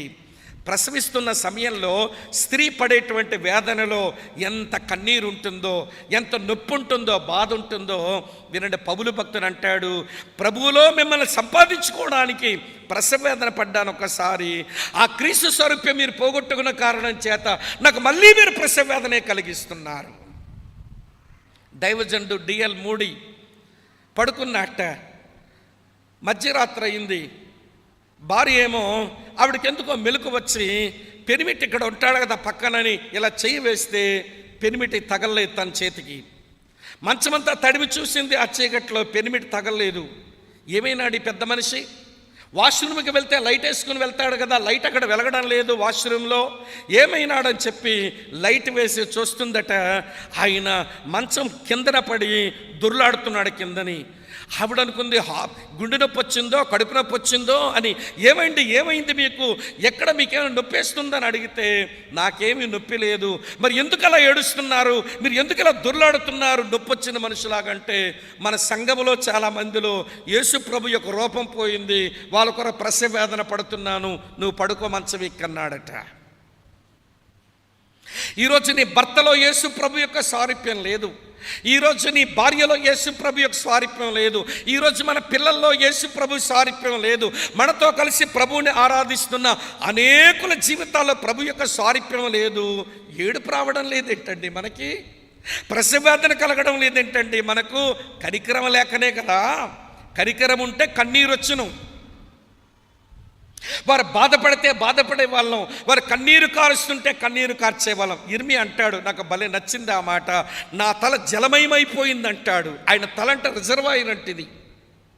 నా కన్ను కన్నీటి ఓటగా మారిపోయింది. ఆ రిజర్వాయర్ నుంచి నీళ్లు కళ్ళల్లోంచి కారిపోతున్నాయి. అయ్యో, దేవుని ప్రజలు దేవునితో సరిగా లేరు, దేని చేత నేను దుఃఖశాంతి నొందుదును? నా తల జలమయమైపోయింది, నా కన్ను కన్నీటి ఓటగా మారిపోయింది, నేను చాటుకు పోయి నేను ఏడ్చెదను. ఇప్పుడు చెప్పండి ప్రియులారా, మన ఫలము నిలిచి ఉండాలి. యేసయ్య ఫలము నిలిచి ఉంది. కారణం ఏంటో తెలుసా? ఆయన మనుషులు చూడడము వచ్చు, మనుషుల కొరకు ఏ అనుభవంలోకి వెళ్ళడం కూడా ఆయనకి బాగా వచ్చింది. ఈరోజు కనికరపు అనుభవం లోపలికి వచ్చింది. ఆయన ఏడుస్తున్నాడు, పౌలు భక్తుడు కూడా ఏడుస్తున్నాడు. ఈ రోజున ప్రియులారా, ఎవరిని సంతోషించే వాళ్ళు, సంబరాలు చేసుకునే వాళ్ళు సంఘాల్లో కనబడుతున్నాం, కానీ ఏడ్చేవాళ్ళు కొద్దువైపోయారు ఈ రోజున. రెవెన్ హిల్ అనే దైవజనుడు అదే అంటాడు, ఈ రోజున ఏడ్చేవారు కొద్దువైపోయారు సంఘాలలో. ప్రియులారా, సరే, రక్షించబడిన వారు సరిగా ప్రభు యొక్క సారూప్యంలో లేరు, వారు క్రీస్తు శిలువ శత్రువులుగా ఉన్నారు. సరే, వాళ్ళ గురించి ఏడుపు అయితే, రక్షణ లేని వారి కొరకు కూడా ఏడుపు. మీరు చూడండి, అపొస్తలుల కార్యం 17వ అధ్యాయంలో ఏథెన్సు పట్టణమంతా కూడా విగ్రహాలతో నిండి ఉండుట చూచి ఆత్మ పరితాపం పట్టలేకపోయాడట. అరే, ఏది పడితే అదే దేవుడు అనుకుంటున్నారు, ఏది పడితే అదే దేవుడిగా ఆరాధిస్తున్నారు. అయ్యో అని చెప్పి వారి విగ్రహారాధన చూసి ప్రియమైన స్నేహితులారా, పౌలు యొక్క ఆత్మలో పరితాపం వచ్చింది. నేను అంటాను, అది కూడా వేదన దుఃఖము నుంచి వచ్చిన ఏమండి కన్నీటి పర్యంతమే అవుతున్నాడని అర్థం చేసుకుంటున్నాను. ఇప్పుడు చెప్పండి, ఈ మధ్యాహ్నపు వేళ నేను మిమ్మల్ని ఏర్పాటు చేసుకున్నది మీరు ఫలించడానికి, మీ ఫలము నిలిచి ఉండడానికి. మీ ఫలము నిలిచి ఉండడం అంటే మీరు ఇతరులను ప్రభావితం చేసేలాగా ఒక ప్రభావవంతమైన జీవితం జీవించండి. అలా జీవించడానికి మంచి మాదిరి మన ప్రభు అయిన యేసుక్రీస్తు అయితే, ఆయన అలాగ ప్రభావవంతమైన జీవితం ఆయన జీవించడానికి గల కారణం మనుషులను చూడడం వచ్చింది, మనుషుల కొరకు కనికరపు అనుభవంలోకి వెళ్ళడం వచ్చింది. మూడో సంగతి చెప్తాను, వినండి. మూడో సంగతి ఏంటో తెలుసా ప్రియులారా? తన శిష్యులతో చెప్తున్నాడు, కోత విస్తారంగా ఉంది, కోసెడి పనివారు లేరు, కోతకు పనివారిని పంపమని తండ్రిని వేడుకోండి అన్నాడు. వేడుకోండి అని, కోసేవాడు వస్తే కోసుకుంటాడులే, నేను ఆ పనిలో ఉండను అని చెప్పి ఆయన ప్రక్కగా వెళ్ళిపోలేదు. ప్రియులు, ప్రార్థన చేస్తున్నానండి. ఓ శిష్యులారా, మీరు ప్రార్థన చేయండి, కోతకు పనివారిని పంపమని. నేను కూడా ప్రార్థన చేస్తాను, దేవుడు నా తండ్రి ఎవరినో పంపిస్తాడు అని ఆయన కోసెడి పనిలో నుంచి పక్కగా వెళ్ళిపోలేదండి. ఆయన పనిలో పడ్డాడు, అదే పనిలో ఉన్నాడు. వినండి, కాపరలేని గొర్రెల వలె విసిగి చెదరియున్న ఆ ప్రజల కొరకు, వినండి ప్రియులారా, వారి ఆత్మల పంట కోయడానికి ఆయన సేవా పనిలోనే ఉన్నాడు. ఎవరో ప్రార్థన చేయండి, మీరు ప్రార్థన చేయండి, తండ్రి ఎవరినో పంపుతాడని అని చెప్పి ఆయన పైనుంచి వైదొలగలేదు, ఆయన పనిలో నిలిచాడు. కనుక యేసు ప్రభు ప్రపంచమంతా తన జీవితం ద్వారా ప్రభావితం చేయడానికి గల కారణం తండ్రి పనిలో ఉన్నాడు. అమ్మ, వింటున్నారు కదూ? ఎవరి పనిలో ఉన్నాడు? తండ్రి పనిలో ఉన్నాడు. ఆయన మరణించే ముందు ప్రార్థన చేసుకున్నప్పుడు అంటాడు, తండ్రి, చేయుటకు నువ్వు నాకు ఇచ్చిన పనిని నేను సంపూర్ణంగా నెరవేర్చాను. మన పాడమంటే పాడతాం, ఇది కోతక సమయం. పర్లేదు, ఎలాంటో తెలుస్తాయి మనకు బాగా. చెప్పండి, ఇది కోతక సమయం, పనివారి తరుణం, ప్రార్థన చెయ్యుదమా? సరే, నువ్వు ప్రార్థన చేస్తే ఎవడెళ్తాడో? ప్రార్థన చెయ్యుదమా అని ఆగిపోతాను, ఎవడెళ్తాడు? యేసు ప్రభు వారు, మీరు ప్రార్థన చేయండి, నేను ప్రార్థన చేస్తాను, నిమ్మకి నీరెత్తినట్టుగా నేను కూర్చుంటాను, మీరు అట్లనే కూర్చోండి అని చెప్పలేదు ఆయన. నేను తండ్రి చేత పంపబడి ఆత్మల కోత పని మీదకి వెళుతున్నాను, నేను ఆత్మల సంపాదన పనిలోకి వెళ్తున్నాను, మీరు కూడా, మిమ్మల్ని కూడా పంపిస్తాను, మీరు అదే పని మీద ఉండండి అని పని చేసి మరీ చూపించాడు. ఈ రోజున మన జీవితం ద్వారా ఇతరులు ప్రభావితులు కావాలనంటే మనం దేవుని పనిలో ఉండాలి. ఈ సభలలో నేను అనుకుంటున్నాను, ఇటు ప్రకాశాన్ని చెప్పిన, అటు విజయుడని చెప్పిన, మనం దేవుని పరిచర్యలో ఉండాలి అనేది ఒక గట్టి మాట వినబడతా ఉంది. రాత్రి మేము భోజనం దగ్గర కూర్చున్నప్పుడు యేసుపాదం అన్నగారు ఒక మాట అంటున్నారు, బ్రదర్, ఆ రోజుల్లో సువార్త విని దేవుని కొరకు బ్రతుకుదాము, దేవుని సేవ చేద్దాము అని దేవుడు మాట్లాడుతుంటే అనిపించేది. ఈ రోజుల్లో దేవుడు వీళ్ళతో మాట్లాడడం లేదా? సేవకు వచ్చే వాళ్ళు కనబడడం లేదే? దేవుడు మాట్లాడడం లేదా? లేకపోతే వీళ్ళు చెవుట్లో చెట్లు వెలిసాయా? దేవుని పని అవసరం కనబడడం లేదా మనకు? నశించిపోతున్న వారిని చూడడం నీకు చేతనవ్వలేదా? నీ హృదయంలో కనికరం లేదా? నీ హృదయం ఒక రాయి అయిపోయింది, అంతే, బండబారిపోయిన రాయిలాగా చేసుకున్నావు. రక్షించబడిన అనుభవం సరిగా ఉంటే ఇతరుల రక్షణ కొరకైన మంట పుట్టాలి నీ లోపల. నీ రక్షణ సరైనదైతే ఇతరుల రక్షణ కొరకైన మంట నీ లోపల పుట్టాలి. ఆ మంట రగలడం లేదంటే నీ రక్షణే ప్రశ్నార్థకమేమో, నీ రక్షణే పెద్ద ప్రశ్నార్థకమేమో. నేను అనుమానంలో తోసేయడం లేదు సుమా, మీ నిశ్చేతను డ్యామేజ్ చేయడం లేదు. మరి పనిలో పడ్డానికి ఎందుకండి తటపటాయిస్తున్నారనంటే నేను చెప్తాను చూడండి కొన్ని మాటలు. రాత్రి యేసుపాదం గారు అన్న మాటల్ని బాగా ఆలోచిస్తూ ఉన్నాను, నిద్ర పట్టడం లేదు. ఆలోచిస్తూ ఉంటే ఎందుకు మనుషులు ఈ రోజున ప్రభు పని ఇంత కనబడుతున్నా రావడం లేదు అని అంటే నేను ఇట్లా రాసుకున్నాను రాత్రి కూర్చొని. ఎందుకు రావడం లేదు ఈ మనుషులు అని అంటే చెప్తాను వినండి ప్రియులారా. ఈ మనుషులు ఏమనుకుంటున్నారో తెలుసా? నేను చదువుతున్నాను వినండి. నేను రాసుకున్నవి, దేవుని సేవ అంటే రిస్కీ అండి, రిస్కీ టాస్క్. శివశక్తోడు వచ్చి మీద పడతాడో, విశ్వహిందూ పరిషత్తోడు మీద పడతాడో, మీ చెబితే ఎవడో నమ్మడేమో, ఈ పని చాలా రిస్కీ అండి. మీకు ఒక మంచి శుభవార్త చెప్తాను, వింటారా? శుభవార్త ఏంటనంటే మనం నమ్మిన యేసు ప్రభు ఎట్లాంటాడో తెలుసా? ఆయన రిస్కులో పడతాడు, ఆయన నమ్మిన రిస్కులో పెడతాడు. ఆయన బైబిల్లో యేసు ప్రభు. నాకు ఏ రిస్కు వద్దండి, కొందరం బొమ్మలా బతికేస్తానని దెమ్మకుక్కలాగా ఉందామనుకున్నామనుకో, దెమ్మకొక్క అంటే కథలను రాయని, వింటున్నారా? నాకు ఏ రిస్క్ వద్దనుకుంటే నువ్వు ఈ యేసు ప్రభు నమ్మలా. ఈ బైబిల్లో ఉన్న యేసు ప్రభు ఎవరో తెలుసా? ఆయన రిస్కులో పడతాడు, నమ్మిన రిస్కులో పెడతాడు. వింటున్నారా మీరు? అరే 38 సంవత్సరాల నుంచి వాడు అక్కడే బేతెస్దా కోనేరు దగ్గర పడి ఉంటే విశ్రాంతి దినమే రావడం ఏంటి, పరిపెత్తుకుని వెళ్ళరా అన్నాడు. ఊరుకున్నారా జనం? ఈయన్ని ఇబ్బంది పెట్టారు, పరిపెత్తుకుని నుండి కూడా ఇబ్బంది పెట్టారు. అరే సమాజ మందిరంలో వాడు ఎప్పుడు వచ్చి కూర్చున్నాడు, ఓచ చేయగలిగిన వాడు చూచి నీ చేయి చాపు అన్నాడు. అరే ఈరోజు చేయి చాపమంటున్నాడు ఏంటి? ఈయన రిస్కులో పడ్డాడు చేయి చాపమన్నందుకు. వాడు చేయి చాపి స్వస్థపరచబడినందుకు ఆడు రిస్కులో పడ్డాడు. బైబిల్లో ఉన్న యేసు ప్రభు ఆయన రిస్కులో పడతాడు, నమ్మిన రిస్కులో పెడతాడు. నాకు ఏ రిస్క్ వద్దనుకుంటే నీవు ఒక నకిలీ సరుకు అన్నమాట. నీవు క్రైస్తవ సంఘమును నకిలీ బాపత, నువ్వు సరైన భక్తి చేయడానికి తీర్మానించలేదేమో అని అనిపిస్తున్నది. ఈరోజు ఎందుకు పనికి రావడం లేదంటే ఇది చాలా రిస్క్ అండి, ఎందుకు మనకిది, ఇదొకటి. మరొకటి ఏమనుకుంటున్నారని అనిపించిందంటే నాకు ఏమనిపిస్తుందంటే ప్రజలను అపాస్యం చేస్తారండి. సంచెట్టుకుని వచ్చేసాడురా, సేవ అంటున్నాడురా, వీడి పెద్ద సేవకుడు అయిపోయాడంట, నల్లట్ట ఎర్రంచు పుస్తకం పట్టుకొని బయలుదేరాడురా అని ఎగతాళి చేస్తారండి, అవమానపరుస్తారండి అని భయం. ఎగతాళ్ళు అవమానాలు వద్దా? నీ కొరకు పాపక్షమాపణ ఇవ్వడానికి సిలువలో రక్తం కార్చడానికి వచ్చిన వాడు ఎన్ని రకాల అవమానాలు పొందాలో ఆయన అన్ని అవమానాలు పొంది నీకు రక్షణ తెచ్చిపెడితే ఆయన నమ్మిన నీకు అవమానము వద్దు. నీకు వినండి ప్రియులారా, నీకేమో అగౌరవం వద్దు. నీవు చాలా గౌరవప్రదంగా బతకాలనుకుంటావే. ఎగతాళి చేస్తుంది లోకం, అవమానపరుస్తుంది లోకం, మన సిగ్గుపరుస్తుంది లోకం. మనం అందుకే పిలువబడ్డామనుకోవాలి. అందుకే రావడం లేదండి మనుషులు. ఈరోజు ఎందుకు మీరు రావడం లేదో తెలుసా? దేవుని పని కొరకు అయితే రిస్క్ అనుకుంటున్నారు, లోకం మమ్మల్ని ఆట పట్టిస్తుందని భయపడుతున్నారు. మూడో కారణం చెప్తాను వినండి. మూడో కారణం ఏంటనంటే నేను చాలా ముసలైపోయానండి, ఐఎమ్ టూ ఓల్డ్. నేను చాలా ముసలైపోయి నేనేం చేసేది? మరి యవ్వనంలో ఏం చేసా? గుడ్డు గుర్రానికి పళ్ళు తోమేవా?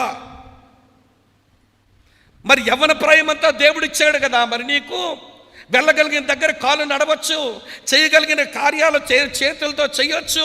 కానీ ఆ రోజు ఏం చేశావు? ఇప్పుడు ముసలోడు అయిపోయాను అనుకున్నావు. కానీ ఒక మాట చెప్తాను వినండి, దేవుని పనికి ఎంతటి ముసలతనము అడ్డు కాదు. ఇది మళ్ళీ షాకే, ముసలోడు అయిపోయానండి. కొంతమంది రిస్క్ అని రావడం లేదండి, మరికొంతమంది అవమానమైపోతామని రావడం లేదండి, మరికొంతమంది ముసలోళమైపోయామని రావడం లేదండి, మరికొంతమంది ఎందుకు రావడం లేదని నాకు అనిపించిందంటే, నా లెక్కలో నా దగ్గర అంత డబ్బు లేదండి. మరి ప్రకాష్ గారికి ఎంత డబ్బు ఉండొచ్చారో సేవకి. ఒక మీటింగులో కూర్చొని ఏమంటే వాక్యం విని కానుకేయడానికి డబ్బు లేకపోతే, ప్రభువా నీ కానుకేయడానికి కూడా డబ్బు లేనివాడిని నేను నీ మందిరంలో కూర్చున్నాను, ఇదిగో నా భార్య, ఇదిగో నా కొడుకు, ఇదిగో నా కూతురు, ఇదిగో నా చిన్న కొడుకు, వీళ్ళనే నీకు అర్పిస్తున్నాను కాగితం మీద రాసి కానుకల డబ్బాలో వేసి పక్కగా పోయిన సేవకుడు మన ముందే కూర్చున్నాడు. ఏమి డబ్బు ఉందని వచ్చాడు సిద్దిపేటకి? పోనీ యేసుపాదం గారికి ఏమి డబ్బు ఉందని వచ్చారు ఈ సేవకి? నేను కూడా చెప్పగలను, ఏమి డబ్బు ఉందని నేను వచ్చాను సేవకి. నువ్వెందుకు రావడం లేదంటే, మాకంత డబ్బు లేదండి. డబ్బుంటే వస్తాను అనుకుంటున్నావు. నువ్వు డబ్బుంటే రా వడ్డీ వ్యాపారస్తుడు అవుతావు, డబ్బుంటే ఎక్కడో పెట్టుబడి పెడదామనుకుంటావు, నీకు డబ్బుంటే రియల్ ఎస్టేట్లో పెడదామనుకుంటావు, నువ్వు రావు. కానీ డబ్బు లేదు కాబట్టి నేను రావడం లేదని నంగనాచి కబుర్లు ఆడుతున్నావు. సాకులు, మా భాషలో నంగనాచి కబుర్లు అంటాం, సాకులు చెబుతున్నాం. కొంతమంది ఏమో రిస్క్ అండి, మేము రాలేమండి, మరికొంతమంది అవమానమైపోతామండి, మేము రాలేమండి, మేము ముసలోళమైపోయామండి, మేము రాలేమండి, మాకంత డబ్బు లేదండి, మేము రాలేకపోతున్నామండి, దేవుని సేవ చేయడానికి మాకంత టైం లేదండి. నిన్ను రక్షించడానికి ఆయన సమయం తీసుకున్నాడు. ఆ పరలోకాన్ని విడిచిపెట్టి భూమి మీదకి వచ్చి ఆయన సమయమంతా నీ మీద వెచ్చించి బోధ ఇచ్చాడు, బ్రతుకు నీకు ఇచ్చాడు. ఆయన నా టైం వేస్ట్ అయిపోయింది అనుకోలేదు, నాకు టైం లేదని అనుకోలేదు. నీ కొరకు తన సమయమంతా వెచ్చించాడు. కాలానికి అతీతుడైన దేవుడు కాలములోకి వచ్చి నీ కొరకు తన కాలాన్ని ఖర్చు పెడితే నీకేమో ఆయన కొరకు బతకడానికి టైం లేదా? నేనెవరిని నిందించడం లేదు సుమి, దేవుని వాక్యం వివరిస్తున్నానంతే. నొచ్చుకోకండి, నా మీదేం ఆయాసం పెట్టుకోకండి. నువ్వెందుకు దేవుని పనికి రాని దొంగవి?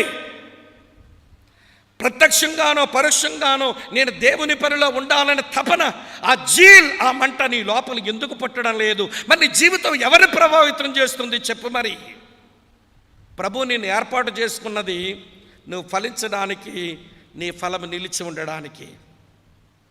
ఫలము నిలిచి ఉండడం అంటే నువ్వు ఇతరులను ప్రభావితం చేసే జీవితం జీవించడానికి నన్ను, మిమ్మల్ని, మనందరినీ ప్రభు ఏర్పాటు చేసుకున్నాడు. సరే, మరికొంతమంది ఏమంటున్నారో తెలుసా? ఎందుకు రాలేకపోతున్నారంటే నాకు భయం అండి. ఏంటంటే చివరి మాట ఇక్కడ ఉన్నారా లేదా నాకు అనుమానం వస్తున్నది. తర్వాత మాట ఏంటమ్మా? నాకేంటి భయం అండి. లోకంలో దెబ్బలాడుకొని బతకడానికి నీకు బోల్డంత దమ్ముంది. రావాల్సిన డబ్బులు రాకపోతే దెబ్బలాడి గడించుకునే దమ్ముంది. ఎవడైనా నీకు వ్యతిరేకంగా ఉంటే తొడగొట్టి ఏయ్ దమ్ముంటే రారా అని మూతి మీద మేసం మీద చెయ్యేస్తావు, తొడ కొడతావు, అప్పుడు దమ్ముంది. కానీ దేవుని కొరకు బతకడానికి దమ్ము లేని పిరికిదానవా, దమ్ము లేని పిరికివాడవా, ధైర్యం లేదా నీ లోపల? నాకు భయమండి. దేవుని పనికి రావాలంటే భయమండి. సైతాని పనికి మాత్రం ధైర్యాలు వస్తాయి మనకి. నేను నిందించాను అనుకోకండి సుమా.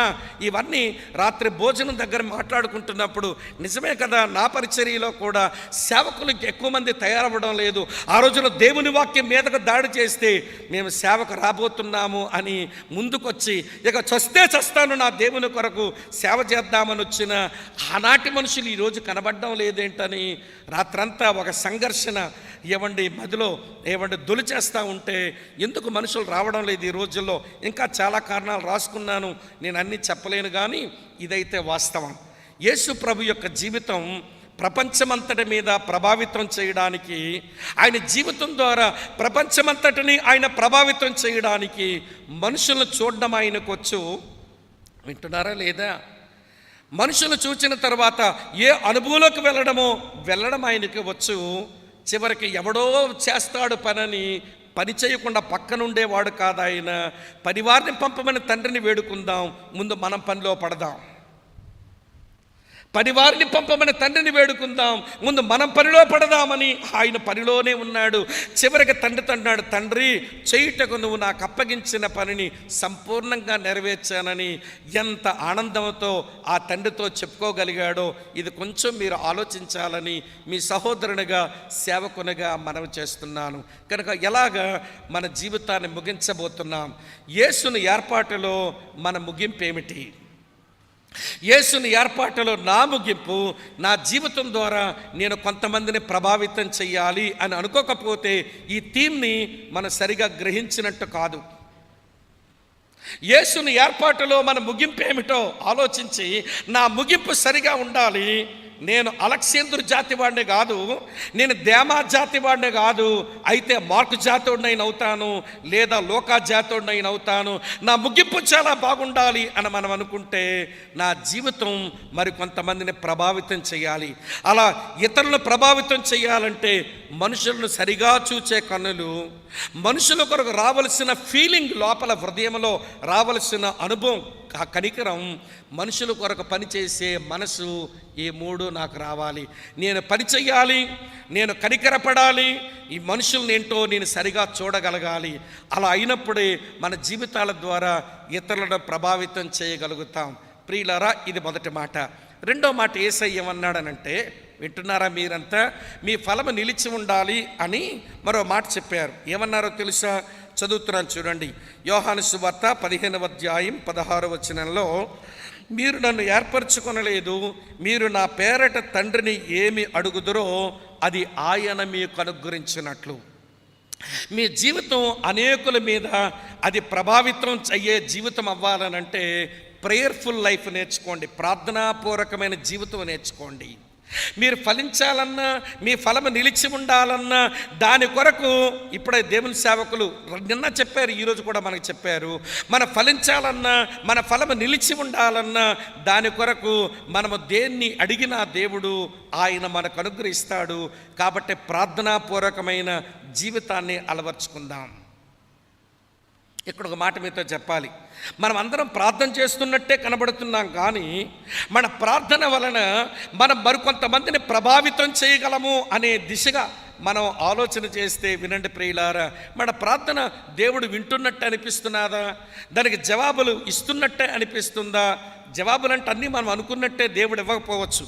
కొన్నిసార్లు దేవుడు ఎస్ అంటాడు, కొన్నిసార్లు దేవుడు వెయిట్ అంటాడు, కొన్నిసార్లు దేవుడు నో అంటాడు. పౌలు లాంటివాడు ముమ్మారు అడిగాడట, నా ప్రక్కలో ముళ్ళుంది తొలగించు తండ్రి అంటే, నా కృప నీకు చాలన్నాడు కానీ ముళ్ళు తీస్తానలేదు. అంటే పౌలు ప్రార్థనకు దేవుడిచ్చే జవాబు నో ఆన్సర్. నీ ప్రార్థనకి నీ నో అని చెప్పాల్సి వస్తుంది పౌలా. దేవుడు కొన్నిసార్లు నో అని కూడా చెప్పచ్చు. మనం చేస్తున్న ప్రార్థనకు దేవుడు నో అంటున్నట్టు తెలియట్లేదు, దేవుడు ఎస్ అంటున్నట్టు తెలియట్లేదు, దేవుడు వెయిట్ అన్నట్టు కూడా మనకు తెలియట్లేదు. ఇంతకీ మన ప్రార్థన పోతుందా లేదా? కొంచెం బిగుసుకుంటున్నారు, రిలాక్స్ అవుతారు. కానీ జోక్ చెప్తాను వినండి. ప్రియులారా, ఒక యవ్వనస్తుడంట లా చదివాడు. చదివిన తర్వాత ఒక సీనియర్ లాయర్ దగ్గర, వింటున్నారా మీరంతా, ప్రాక్టీస్ కొరకు జాయిన్ అయ్యాడు. ఆయనతో కలిసి ఆఫీసులో పనిచేస్తున్నాడు, కానీ మంచి ఆదాయం వస్తలేదు. అందుకని అనుకున్నాడట, ఈ సీనియర్ లాయర్ని వదిలేసి నేను ఓన్గా ప్రాక్టీస్ పెట్టుకుందామని ఒక మంచి బజార్లో మంచి ఇల్లు అద్దెకి తీసుకుని, దాంట్లో లైబ్రరీ అంతా పెట్టుకొని, మంచి టేబుల్, కంప్యూటర్ అన్నీ పెట్టుకుని కూర్చున్నాడు. కొత్త లాయర్ కదా, ఎవరు రావట్లా. మాకు ఈ కేసు ఉందండి అని వారు సమస్య చెప్పుకోవడానికి ఎవరు రావట్లేదు. సరే చూశాడంట, తన దగ్గర నుండి ఎటెండర్తో చెప్పాడంట, ఒరే అబ్బాయి, ఎవరొచ్చినా వెంటనే నా దగ్గర పంపించేయొద్దు, ఏ కేసు లేని ఉత్తుత్తి లాయర్ అనుకుంటారో వాళ్ళు, ఇక నా కేసులు రావు, కాబట్టి ఎవడైనా వచ్చినప్పుడు కొంచెం చప్పుడు చెయ్యు, నేను ఏదో చేస్తాను, తర్వాత ఎవరో వచ్చినట్టున్నారు లోపల పంపించంటాను, అప్పుడు వాళ్ళని పంపించి అప్పుడు వాళ్ళతో మాట్లాడతాను అన్నాడట. అలాగే సార్ అన్నాడు ఈ టెండర్. సరే ఒకరోజు ఎవరో వచ్చారట, వీడేమో చప్పుడు చేశాడు. చప్పుడు చేయగానే లోపలున్న కుర్రలాయర్ ఫోన్ తీసి, ఏంటండి నేనంత తేలిగ్గా ఉన్నాను అనుకుంటున్నారా? నా ఫీజు ఎంతో మీకు తెలుసా? నేనని క్రిమినల్ కేసులు వాయిస్తానండి, ఈ చిన్న చిన్న సివిల్ కేసులతో నా పెద్ద పని లేదండి, అయినా మీరు ఫోన్లో మాట్లాడడం ఎందుకు, డబ్బు పట్టుకొని రండి, ఇంత డబ్బు అవుతుంది, ఏదోదో గంభీరంగా మాట్లాడి ఫోన్ పెట్టేసి, ఒరే అబ్బాయి ఎవరు వచ్చినట్టున్నారు లోపల పంపించు అన్నట్ట. అనగానే ఏమండి ఆ ఎటెండర్ ఏమో ఆ వచ్చిన ఆయన పంపిస్తే, ఆయన లోపలికి రాగానే లాయర్ గారు అడిగారట, ఎవరండి మీరు, ఏ పని మీద వచ్చారు, మీ కేసు ఏంటి అని అడిగాడట. వచ్చినోడు అన్నాడట, నాకేం పని లేదు, మీతో నాకేం కేసు లేదు, మరి దేనికి వచ్చారు మీరంటే, మీ ఫోన్ కనెక్షన్ లేదు, కలపడానికి వచ్చాను, నేను బిఎస్ఎన్ఎల్లో పనిచేస్తున్నాను అన్నాడట. అంటే ఎంతసేపు ఏ ఫోన్లో మాట్లాడినాడు ఈయన? మీరు ఇక్కడ ఉన్నారా లేదా? ఈరోజు చాలామంది ప్రార్థనలు ఎలాగున్నాయి, దేవునితో కనెక్షన్ లేదు కానీ ఓ గలగలా గలగలా గలగలా గలగలా మాట్లాడతారు ప్రార్థనలో. కనుక వినండి ప్రియమైన స్నేహితులారా, ఈ రోజున మన జీవితం ద్వారా చాలామందిని మనం ప్రభావితం చేయాలనంటే ప్రార్థనా జీవితాన్ని అలవర్చుకుందాం. అయితే మనం ఫలించడానికి, మన ఫలము నిలిచి ఉండడానికి లోకములోనికి వెళ్ళగానే మనకు చింతలు ఎదురవుతాయి. ఏమెదురవుతాయి? చింతలు ఎదురవుతాయి. మనం చెప్పిన మాట ఎవడు వినడు, ఎవరు మనం ఆశించినట్టుగా ఉండరు, వ్యతిరేకిస్తున్నారు, మనకేదో చింత ఆవరిస్తుంది. పౌలు భక్తుడు అందుకే అన్నాడు, మనం ఆ చింతల నుంచి రిలీజ్ అవ్వాలంటే ప్రార్థనా జీవితమే అలవర్చుకోండి అన్నాడు. చదువుతాను చూడండి. ఫిలిప్పీలకు రాసిన పత్రిక 4వ అధ్యాయం 6-7 వచనాలు. దేనిని గూర్చి చింతపడకుడి గాని ప్రతి విషయంలోనూ ప్రార్థన విజ్ఞాపనల చేత కృతజ్ఞతాపూర్వకంగా మీ విన్నపాలు దేవునికి తెలియచేయండి. మీరు ఫలించడానికి, మీ ఫలము నిలిచి ఉండడానికి మీరు లోకములోకి వెళ్ళగానే చింతలు ఎదురవుతాయి. ఆ చింతలు వచ్చినప్పుడు ప్రార్థనా జీవితాన్ని అలవర్చుకోండి, చింతల నుంచి బయటపడతారు. అనేకులకు మీ జీవితం ద్వారా మీరు ప్రభావితం చేస్తారు. మీరు ప్రేయర్ఫుల్ లైఫ్ అలవర్చుకోండి అంటున్నాడు ప్రభు. ఇంకా చెప్తాను వినండి. లోకములకు వెళ్ళగానే చింతల మాత్రమే కాదు ప్రియమైనటువంటి స్నేహితులారా, లోకములోకి వెళ్ళగానే నాకు సామర్థ్యం ఉందా లేదా, నేను ఫలించి నా ఫలము నిలిచి ఉండేలా చేసుకోవడానికి నాకు సామర్థ్యం ఉందా లేదా అని అనిపిస్తుంది. పర్వాలేదు, ప్రార్థనే సామర్థ్యాన్ని తెచ్చిపెట్టుద్ది. అందుకే పౌలు చెప్పాడు. ఇదే ఫిలిప్పీ పత్రిక 4వ అధ్యాయం 13వ వచనం చూడండి ప్రియులారా. ఏమన్నాడు ఇక్కడ భక్తుడు? నన్ను బలపరచు వాని యందే, చెప్పండి ఏమంటాడు? నేను సమస్తమును చేయగలను అన్నాడు. సమస్తమును చేయగలను. కనుక ప్రార్థన మనకు సామర్థ్యాన్ని ఇస్తుంది. మన ఫలించడానికి, మన ఫలము నిలిచి ఉండడానికి సామర్థ్యం ఇస్తుంది. అసమర్థత ఎగిరిపోతుంది. అలాగనే మన ఫలించడానికి, మన ఫలము నిలిచి ఉండడానికి మనం లోకములోకి వెళ్ళగానే శ్రమలు, పరీక్షలు కూడా వస్తాయి. మరి ఎలా పరిష్కరించుకుందాము? యాకోబు రాసిన పత్రిక 1వ అధ్యాయంలో భక్తుడు ఎలా చెప్పాడు ప్రియులారా. యాకోబు రాసిన పత్రిక 1వ అధ్యాయం మీ కొరకే చదువుతాను చూడండి. 5వ వచనం. మీలో ఎవరికైనాను జ్ఞానము కొదువుగా ఉన్నట్లయితే అతడు దేవుణ్ణి అడగవలెను, అప్పుడది అతనికి అనుగ్రహింపబడును. ఆయన ఎవరికే గద్దెంపక అందరికీ ధారాళముగా దయచేయవాడు. శ్రమ, పరీక్షలు ఎదురైనప్పుడు దాన్ని సరిగా వాడుకునే జ్ఞానం మనకు కావాలి. అప్పుడు శ్రమలలోంచి మనకి విడుదల వస్తుంది. ఈ వచనం అందుకొరకు రాయబడింది. పరీక్షకెళ్ళే పిల్లలు ఏమీ చదవకుండా యాకోబు 1:5 వాగ్దానం ఇచ్చావు కదా నాయన, జ్ఞానం ఇస్తావని, నేనేం చదవలేదు కానీ ఇప్పుడు పేపర్ మీద పెన్న పెట్టగానే అలాగ పైనుంచి జ్ఞానం వస్తే ఆన్సర్లు రాసేయాలని దొంగ ప్రార్థనలు చేయకండి. ఈ వచనం అందుకొరకు కాదు. ఈ వచనం ఎందుకొరకంటే లోకములోకి మనం వెళ్ళినప్పుడు దేవుని పిల్లలంగా శ్రమలు, పరీక్షలు, శోధనలు మనకు సంభవించినప్పుడు వాటిని సరిగా వినియోగించుకోవడానికి మనకు జ్ఞానం దేవుడిస్తే వాటిలోంచి మనం విడుదల పొందుతాం. అప్పుడు మనం ఫలిస్తాము, మన ఫలము నిలిచి ఉంటుంది. చింతల నుంచి విడుదల, అసమర్థత నుంచి సమర్థత లేక సామర్థ్యం, అలాగనే శ్రమలు, శోధన నుంచి విడుదల. అంత మాత్రమే కాదు, లోకములోకి వెళ్ళి ఫలిద్దామంటే, లోకములోకి వెళ్ళి మన ఫలము నిలిచి ఉండేలా బతుకుదామంటే ఎంతో అసమాధానం మనసులోకి వచ్చేస్తుంది, నెమ్మది పోతుంది. మనుషులు తిరగబడుతున్నారు, నేను ఆశించినట్టుగా సేవ చేయలేకపోతున్నాను, ఫలితాలు రావడం లేదు అనిపిస్తుంది. బిర్యానీ ప్రార్థన ఏం చేస్తుందో తెలుసా? అసమాధానం నుంచి సమాధానమే తెచ్చిపెట్టుద్ది. యెషయా గ్రంథం 26వ అధ్యాయంలో ఇలా రాసుంటుంది ప్రియులారా. చదువుతాను 3వ వచనం ఇలా ఉంది. యెషయా గ్రంథం 26:3లో ఎవని మనస్సు నీ మీద ఆనుకొనునో వారిని నీవు పూర్ణశాంతి గలవానిగా కాపాడదువు. అతడు ఎలయనగా అతడు నీ యందు ఏముంచినాడు? విశ్వాసం ఉంచాడు. ప్రియమైన చెల్లెళ్ళారా, అక్కల్లారా, తమ్ముడు అన్న వినండి. అసమాధాన పరిస్థితులు వచ్చాయనుకో ప్రార్థన సమాధానం తెచ్చిపెడుతుంది. శ్రమలు వచ్చినాయనుకోండి ప్రార్థన జ్ఞానం ఇచ్చి శ్రమలు వాడుకోవడం నేర్పిస్తుంది. లోపల అసామర్థ్యం లేనట్టుగా ఉందనుకోండి ప్రార్థన నాకు సామర్థ్యాన్ని తెచ్చిపెడుతుంది. చింతలు నా మీద ఏలుబడి చేస్తున్నాయనుకోండి ప్రార్థన చింతల నుంచి నన్ను విడిపిస్తుంది. నేను ఫలించడానికి, నా ఫలము నిలిచి ఉండడానికి ప్రార్థనా జీవితాన్ని అలవర్చుకోమంటున్నాడు ప్రభు. అందుకే నా పేరట తండ్రిని అడగండి, మీకు అన్నీ అనుగ్రహించబడతాయి, తద్వారా మీరు ఫలిస్తారు, మీ ఫలము నిలిచి ఉంటుంది. సరే, నేను ఫలించి నా ఫలము నిలిచి ఉండాలి అని అంటే చివరి మాట, నేను దేవుని చిత్తం చెయ్యాలి కదా, నేను దేవుని చిత్తం చెయ్యాలి కదా. ఒక మాట జ్ఞాపకం వస్తుంది. 143వ కీర్తనలో 10వ చరణం చూడండి. ప్రార్థన దేవుని చిత్తాన్ని మనకు తెలియచేస్తుంది. 143వ కీర్తన 10వ చరణం చూడండి. నీవే నా దేవుడవు, నీ చిత్తానుసారముగా ప్రవర్తించుటకు నాకు నేర్పుము, దయగల నీ ఆత్మ సమభూమి గల ప్రదేశములో నన్ను నడిపించునుగాక. ఆమెన్. వినండి ప్రియులారా, నీవే నా దేవుడవు, నీ చిత్తానుసారముగా ప్రవర్తించుటకు నాకు నేర్పము. వినండి ప్రియులారా, దయగల నీ ఆత్మ సమభూమి గల ప్రదేశములో నన్ను నడిపించునుగాక. దేవుని చిత్తమెరగిన నాకు ప్రార్థన దేవుని చిత్తాన్ని నేర్పిస్తుంటే, సమాధానం లేని పరిస్థితులు ఉన్నప్పుడు ప్రార్థన నాకు సమాధానం తెచ్చిపెడుతుంటే, శ్రమల మధ్యలో నేను ప్రయాణం చేస్తున్నప్పుడు నాకు ప్రార్థన జ్ఞానం ఇచ్చి శ్రమను వాడుకునేలా చేస్తుంటే, అసమర్థతలో నేను ఉన్నప్పుడు ప్రార్థన నాకు సామర్థ్యాన్ని తెచ్చిపెడుతుంటే, చింతలతో నలిగిపోతున్నప్పుడు ప్రార్థన నాకు చింతల నుంచి విడుదల తెచ్చిపెడుతుంటే, నా ప్రార్థనా జీవితం ద్వారా సామర్థ్యము గల వ్యక్తిగా, శ్రమల నుంచి విడుదల పొందిన వ్యక్తిగా, చింతల నుంచి విడుదల పొందిన వ్యక్తిగా, సమాధానముతో నిండిన వ్యక్తిగా, దేవుని చిత్తం చేసే వ్యక్తిగా నా ప్రార్థనా జీవితం ద్వారా నేను ఇతరులను ప్రభావితం చేయగలను, లేక ఒక మంచి ముగింపు నేను ముగించగలను. ఇప్పుడు వినండి ప్రియులారా, దేవుని చిత్తములో మన ముగింపు ఏమిటి?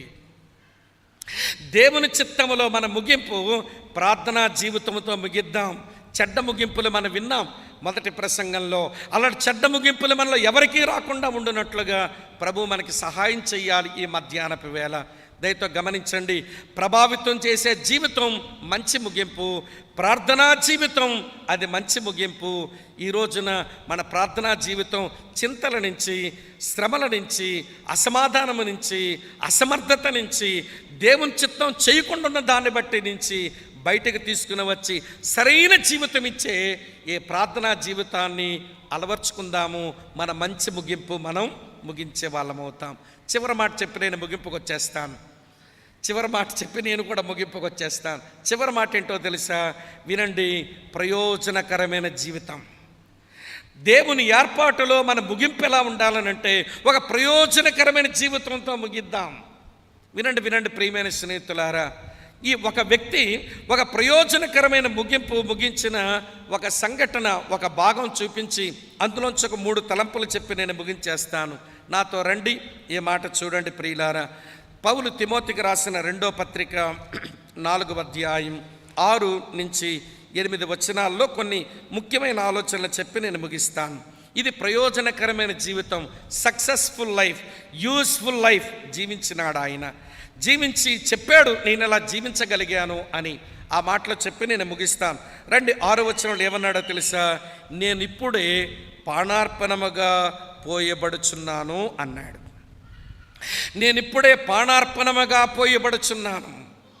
ఒక వ్యక్తి ఒక ప్రయోజనకరమైన వినండి ప్రియులారా, ఒక విజయవంతమైన జీవితం జీవించగలిగినాడు అనంటే అతని జీవితంలో ఏమి కనబడాలంటే పానార్పణముగా పోయబడిన అనుభవం, అనగా సమర్పణ లేదా వినండి త్యాగపూరితమైన జీవితం. మీరు సంఖ్యాకాండం 15వ అధ్యాయం మొదటి 10 వచనాలు చదవండి, రాసుకోండి, నేను ఇప్పుడు చెప్పలేను. సంఖ్యాకాండం 15వ అధ్యాయం మొదటి 10 వచనాలు చదవండి. దేవుడు ఇశ్రాయేలు ప్రజలకు ఇచ్చిన బలి అర్పణల్లో అనేక రకాలైన అర్పణలన్నీ వరుసగా అర్పించిన తర్వాత లాస్ట్ అర్పణ ఏంటో తెలుసా? పానార్పణం. అంతే, ఇది ఫైనల్, దీంతగా లేదు, అయిపోయింది. దహన బలి, సమాధాన బలి, నైవేద్యం, పాప పరిహారార్థ బలి, ప్రాయశ్చిత్తార్థ బలి, మీరు ఎన్ని బలులు ఉన్నాయో అన్ని బలులు మీరు అర్పించిన తర్వాత చివరగా మీరు అర్పించవలసినటువంటి అర్పణ ఏంటో తెలుసా? పానార్పణం. లాస్ట్ సాక్రిఫైస్, పానార్పణం. ఇక్కడ పౌలు భక్తుడు అంటున్నాడు, నేను ప్రభు దగ్గర రాగానే సజీవ యాగముగా నన్ను నేనే అర్పించుకున్నాను. పాత నిబంధనలో ఉన్న అన్ని అర్పణ సారాంశం నా జీవితంలో అనుభవించాను. ఇక మిగిలిపోయింది ఒకటే, పానార్పణం. ఆ పానార్పణం ఏంటో తెలుసా? నా శిరస్సు ఖండించబడి నన్ను నేను అప్పగించుకోవడానికి రెడీగా ఉన్నాను. అక్క, చెల్లి, తమ్ముడన్నా వినండి, ఈ రోజున గమనిస్తారా, మన జీవితం ప్రయోజనకరమైన జీవితం అవ్వాలి అంటే, ప్రయోజనకరమైన జీవితంతోనే మన జీవితాలు ముగించబడాలి అంటే త్యాగము సమర్పణ అందులో ఉండాలి. నువ్వు యేసు ప్రభువు నమ్మావు, ఏమి త్యాగం చేస్తేవి, ఏమి సమర్పించుకుంటేవి చెప్పండి? నువ్వు అసలు యేసు ప్రభువు దగ్గర కూర్చుకోవడానికి వచ్చావా, లేక ఖర్చవడానికి వచ్చావా? పౌలు భక్తుడు అంటాడు, ఇక్కడ ఫిలిప్పీ పత్రికలో చూపిస్తాను ఒక మాట. ఫిలిప్పీలకు రాసిన పత్రిక 2:17 చూడండి. మరియు మీ విశ్వాస యాగములోను దాని సంబంధమైన సేవలోను నేను పానార్పణముగా పోయబడినను, నేను ఆనందించి మీ అందరితో కూడా సంతోషింతును అన్నాడు. మీ కొరకు నేను పానార్పణముగా అర్పించుకుంటున్నాను అంటే నేను ఖర్చు అయిపోతున్నాను, ఖాళీ అయిపోతున్నాను. వినండి. అందుకనే 2 కొరింథీ పత్రికలు ఈ మాట రాయగలిగినాడు భక్తుడు. 2 కొరింథీ పత్రిక 12వ అధ్యాయం నేను చదువుతున్నాను చూడండి, 15వ వచనం. కాబట్టి నాకు కలిగినది యావత్తు మీ ఆత్మల కొరకు బహు సంతోషంగా వేయపరచదను, నన్ను నేను వేయపరచుకుందను. నేను ఖర్చు అయిపోతాను మీ గురించి, నేను మీకు ప్రాణార్పణగా అర్పించబడుతున్నాను, త్యాగము చేస్తాను, నన్ను సమర్పించుకుంటున్నాను. ప్రియమైన స్నేహితులారా వినండి, ఈ రోజున మన జీవితం ఒక ప్రయోజనకరమైన విజయవంతమైన జీవితంగా మన జీవితాన్ని మనం ముగించుకోవాలి అని అంటే మన త్యాగాలు సమర్పణలు మన జీవితంలో కనబడాలి. యేసును నమ్మినందుకు నువ్వేమి త్యాగం చేశావు, నువ్వేమి సమర్పించావు? దేవుని ఆత్మ ఈ మధ్యాహ్నపు వేళ మనల్ని అడుగుతున్న ప్రశ్న. ఎవరో వాట్సాప్లో పెడితే చదివాను ఒకసారి, ఆ బొమ్మ భలే నన్ను ఎంకరేజ్ చేసింది. అందులో ఏముందో తెలుసా అండి, వాట్సాప్ బొమ్మలో ఒకవైపేమో ఒక అగ్గిపుల్ల ఉంది, మరో దగ్గరేమో ఒక కొవ్వొత్తుంది.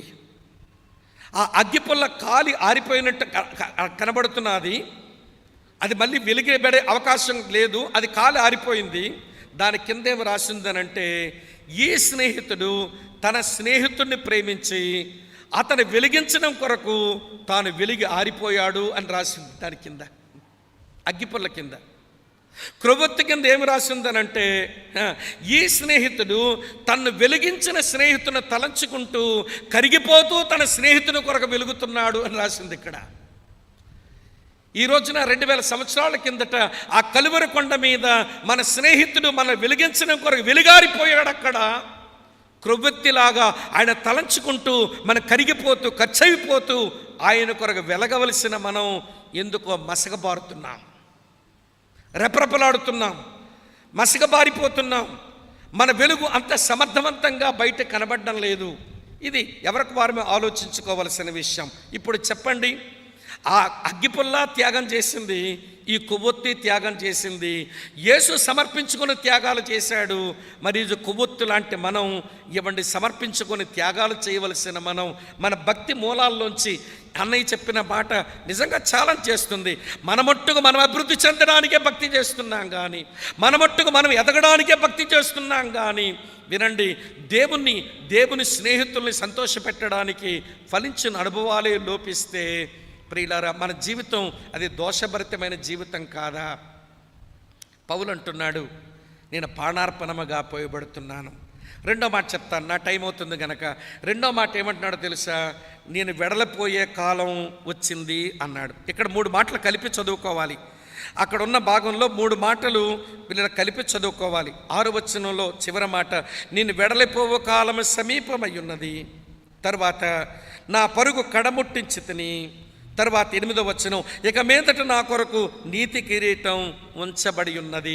ఈ 3 మాటలు నేను చదివినప్పుడు పౌలుకు, అమ్మ వినండి, ఒక ప్రయోజనకరమైన జీవితం జీవించిన ఈ దైవజనునికి, అక్క, చెల్లి, తమ్ముడు, అన్న వినండి, మరణము నిత్యత్వం మీద తన దృష్టే వేరుగా ఉంది. మరణం మీద, నిత్యత్వం మీద అతని దృష్టే వేరుగా ఉంది. అందుకని నేను వెడలిపోవు, అరే చావబోతున్నావు కదా, వెడలిపోతున్నానంటావే, నేను వెడలిపోవు కాలం నాకు వచ్చింది, నా పరుగు నేను కడముట్టించేశాను, నా కొరకు నీతి కిరీటం ఉంది అని అంటే అతని యొక్క దృష్టి మరణం మీద, అతని యొక్క దృష్టి నిత్యత్వం మీద చాలా ప్రత్యేకంగా ఉంది. అలాగా మరణం మీద, నిత్యత్వం మీద సరైన దృష్టి పెట్టుకుని బతికే వాళ్ళు ప్రయోజనకరమైన బ్రతుకుతారు. ఎప్పుడో ప్రకాష్ అన్న సిద్దిపేట మా తరగతుల్లో ఒక మాట చెప్పారు ఒకసారి. నేను నా ప్రభు దగ్గర ఇలా ప్రార్థన చేసుకుంటున్నానని. ఏమని ప్రార్థన చేసుకుంటున్నాను అన్నారంటే, ప్రభువా నువ్వు నన్ను బ్రతికి ఉంచావా, నీకు లాభం, ప్రతిరోజు నీ సేవ చేస్తాను. నువ్వు నన్ను చంపేశావా, నాకు లాభం, నీ రాజ్యంలోకి వస్తాను. ఉంచుకుంటావో చంపుకుంటావో నువ్వు తేల్చుకో, చచ్చిపోతాను, నేను భయపడను. నువ్వు నన్ను బ్రతికి ఉంచావా, ప్రతిరోజు నీ కొరకు సేవ చేస్తా. నువ్వు చంపేశావా, నీ రాజ్యములోనికి వస్తా. చంపుకుంటావా ఉంచుకుంటావు నువ్వు తేల్చుకోవాలి. మరణ భయం నా మీద అది ఏలుబడి చేయడానికి వీల్లేదు. నేను మరణ భయానికి దాస్యం చేయడానికి నేను లేను యేసుక్రీస్తునందు. అదండి క్రైస్తవ సవాలుకరమైన జీవితం. ఈరోజు మనం ఎట్లున్నాం, చచ్చిపోతానేమో నువ్వు ఎన్నిసార్లు అనుకుని మిగిలిపోతావా? అలాగని మూతులు మార్కులు తీసేయకండి. మళ్ళీ ఏమండి, జాగ్రత్తలు తీసుకోండి, డిస్టెన్స్ పాటించండి. అంతేగాని ఏమండి ఆ ఊరికి నాకు చావంటే భయం లేదు లారీ ముందుకు వెళ్ళకండి, అది తప్పు. దేవుడిచ్చిన ఆయుష్ దేవుని కొరకు మనం వాడాలి, కానీ మరణ భయం మన మీద ఏలుబడి చేయకూడదు. నేను వాక్యం చెప్పినప్పుడు తర్వాత మారుమనసు పొందారా, రక్షించబడ్డారని పలకరించుకుంటాం కదా మనం. నేను కొత్త పలకరింపు అలవర్చుకున్నాను కొంతకాలం కిందట. చాలామందికి నొప్పి కలిగింది నా పలకరింపు ఏంటంటే, ఎలాగ చావాలనుకుంటున్నావు అని అడిగేవాడు. 4 ఉల్లుమండి ఇది. మారుమనసు పొందేవా, రక్షించబడ్డావు అని అడిగితే దానికి ఏదో జవాబు చెప్పుండేవాళ్ళు. కానీ brother how do will die అని అడిగేవాడిని. బ్రదర్ మీరు ఎలా చావాలనుకుంటున్నారు బ్రదర్ అని అడిగితే ఆడికి ఒళ్ళు మండిపోయేది. ఒళ్ళు మంటదండి. శుభం కుర్రా పెళ్ళికోడు కంటే పందిట్లో బోడి పిల్ల అన్నాడట వెనకటికి ఎవడో. ఈడి పలకరింపేవురా అన్నింటే కోపడ్డారట. పోని నేను అడగనండి, నువ్వు ఎలా చచ్చిపోతావని నేను అడగ, నువ్వు మిగిలిపోతావా? ఎలాగ చావాలనుకుంటున్నావని అడగను, మిగిలిపోతావా? అందరము చావలసిన వారమే. కానీ చచ్చిన తర్వాత వినండి ప్రియులారా, ఒక ప్రయోజనకరమైన జీవితం జీవించామని ఒక సాక్ష్యం మిగిలిపోతే, మనం ఒక ఆధ్యాత్మిక వారసత్వాన్ని మిగిలిస్తే చాలు, మన జీవితం ధన్యమైనట్టు లెక్క. వింటున్నారా ప్రియులారా? ప్రయోజనకరమైన జీవితం జీవించిన ఈ దైవజనుడు అంటున్నాడు, నేను వినండి ప్రియమైన త్యాగపూరితమైన సమర్పణతో కూడిన జీవితం జీవించాను. నా జీవితం బలి ప్రయోజనకరమైన జీవితం. నేను మరణానికి నిత్యత్వానికి సరిగా అర్థం చేసుకుని బ్రతికిన వాడిని మరణ భయంతో నేను జీవించలేదు అంటున్నాడు. 3వ మాట అంటాడు, విశ్వాసము కాపాడుకుంటేని అన్నాడు. ఇక్కడ విశ్వాసము కాపాడుకుంటేని అంటే అర్థం యేసు మీద తను ఉంచిన విశ్వాసం అని కాదు, తనకి దేవుడు అనుగ్రహించిన వాక్య సత్యములను నేను కాపాడుకున్నాను. ఏ వాక్య సత్యమైతే నాకు అనుగ్రహించబడిన దాన్ని అంగీకరించాను, అంగీకరించిన దాన్ని అన్వయించుకున్న దాన్ని 10 మందికి అందించాను. నాకు అనుగ్రహించబడిన విశ్వాస సత్యములను, లేఖన సత్యాలను అంగీకరించాను, అన్వయించుకున్నాను, 10 మందికి అందించాను, నా విశ్వాసము కాపాడుకున్నాను అని చెప్పగలిగినాడు. చివరి మాట చెప్తాను ప్రియులారా, ఈరోజు నీకు అప్పగించబడిన ఈ లేఖన సత్యాల విషయమై ఏమండి, లేఖన సత్యాలను కాపాడుకున్నా మా జీవితంలో సరిగా ఎరిగాము, సరిగా గ్రహించాము, సరిగా సాధనం చేశామని వాక్యముని ప్రేమించి వాక్యానికి విధేయత చూపించే జీవితాన్ని అలవర్చుకుందామా? జాన్ మెకార్థర్ అనే ఒక దేవుని సేవకుడు ఒక ఉదాహరణ చెప్పగా విన్నాను. వినండి ప్రియులారా, ఒక ఫ్రెంచ్ అమ్మాయిట దేవుని వాక్యమును ప్రేమించే విధానమును గూర్చి దైవ సేవకుడు మాట్లాడుతూ, ఆ పిల్ల గుడ్డి పిల్ల అయిన కారణం చేత మారుమనసు పొందింది, రక్షణ పొందింది సువార్త విని. కానీ బైబిల్ చదువుకోవాలని ఆశ ఉంటే ఎవరో తీసుకుని వచ్చి బ్రెయిలీ లిపిని గుడ్డి వాళ్ళ కొరకు తయారు చేసిన బైబిల్ని మార్క్స్ వార్తను తెచ్చిస్తే, మార్క్స్ వార్తను అది ఆ బ్రెయిలీ లిపి నేర్చుకుంది గనక మార్క్స్ వార్త తడిమి వాక్యం చదువుకుంటుందట. ఆ పిల్ల గుడ్డితనంతో పాటు మరో జబ్బు వచ్చేసింది. ఆ జబ్బు ఏంటనంటే ఆమెలో ఉన్న స్పర్శ పోయేటువంటి జబ్బు ఆమెకు వచ్చేసింది. ఆ కారణం చేత తడిమి వాక్యం చదువుకునే పిల్లకు చేతులకున్న స్పర్శ పోయిందట. కానీ వాక్యం చదువుకోవాలి, కళ్ళు లేవు, తడుముతూ ఉంటే ఇప్పుడు చేతులకి వాక్య స్పర్శ ఏమండి ఆ బొడుపులు తగలడం లేదు, స్పర్శ పోయిందని వినండి ప్రియులారా, కత్తి తీసుకొని వేళ్ళన్నీ కోసుకుంది. ఎందుకనంటే తగ్గిన తర్వాత మళ్ళీ కొత్త స్పర్శ వస్తే మళ్ళీ వాక్యాన్ని తడిమి చదువుకోగలుగుతానేమో, ఈ వాక్య సత్యాలని నేర్చుకోవాలని అన్ని కోసుకొని మళ్ళీ తడిమిందట.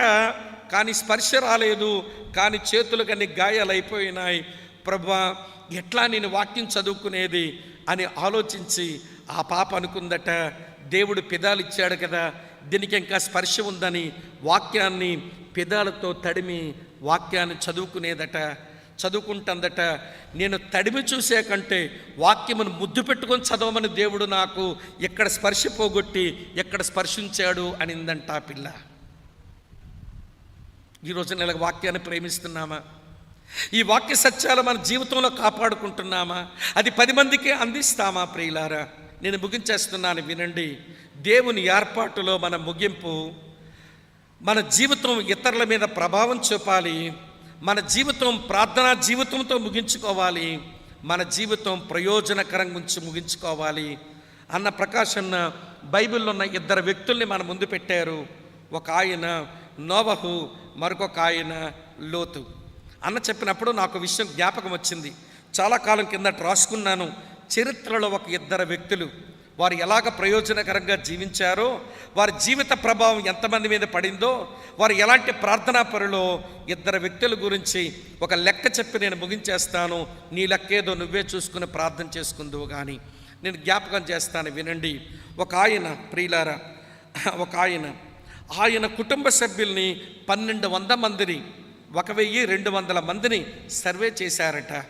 సర్వే చేస్తే ఆయన పేరు మ్యాక్స్ జూక్స్, అతని పేరు.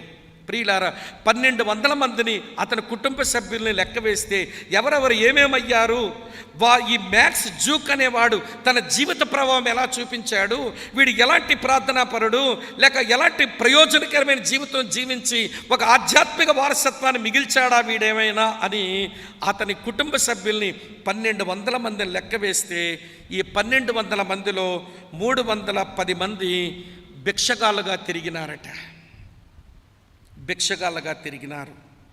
వినండి ప్రియమైన స్నేహితులారా, మరి యొక్క 300 మంది వింటున్నారా, చిన్న ప్రాయంలోనే వినండి అనారోగ్యంతోనో మరో కారణంతోనో చచ్చిపోయారు. ఇందులో 50 మంది, ఈ 1200 మందిలో 50 మంది డిబేచర్స్గా, వ్యభిచారులుగా బ్రతికారు. ఇందులో 400 మంది ప్రియమైన స్నేహితులారా, వారి దుష్టత్వాన్ని బట్టి, వారు చేసిన పనులు బట్టి చావవలసి వచ్చింది. ఒక 4 మంది మగాళ్ళ ఆడలు కలిపి.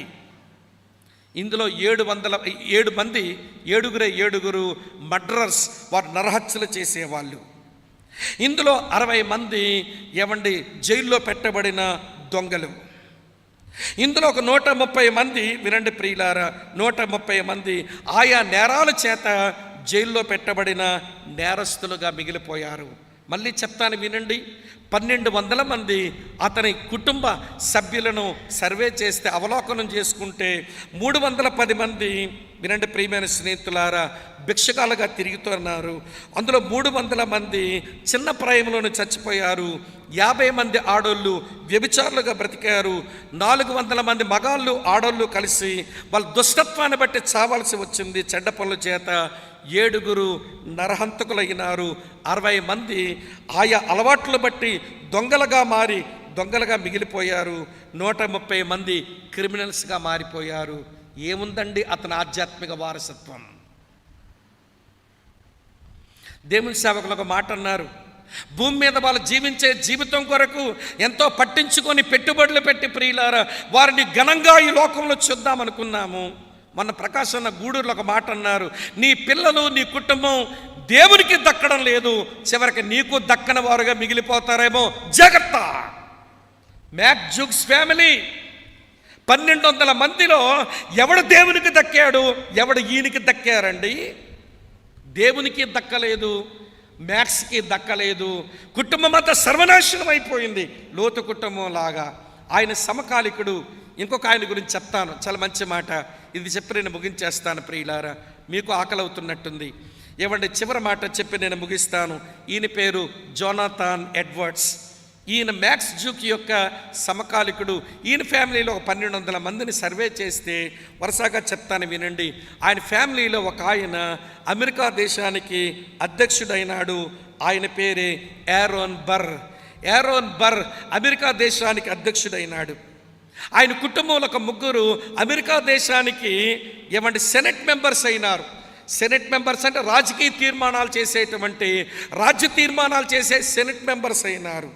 ఒక ముగ్గురు గవర్నర్స్ అయినారు అమెరికా దేశానికి. ఒక ముగ్గురు మేయర్స్ అయినారు అమెరికా దేశంలో.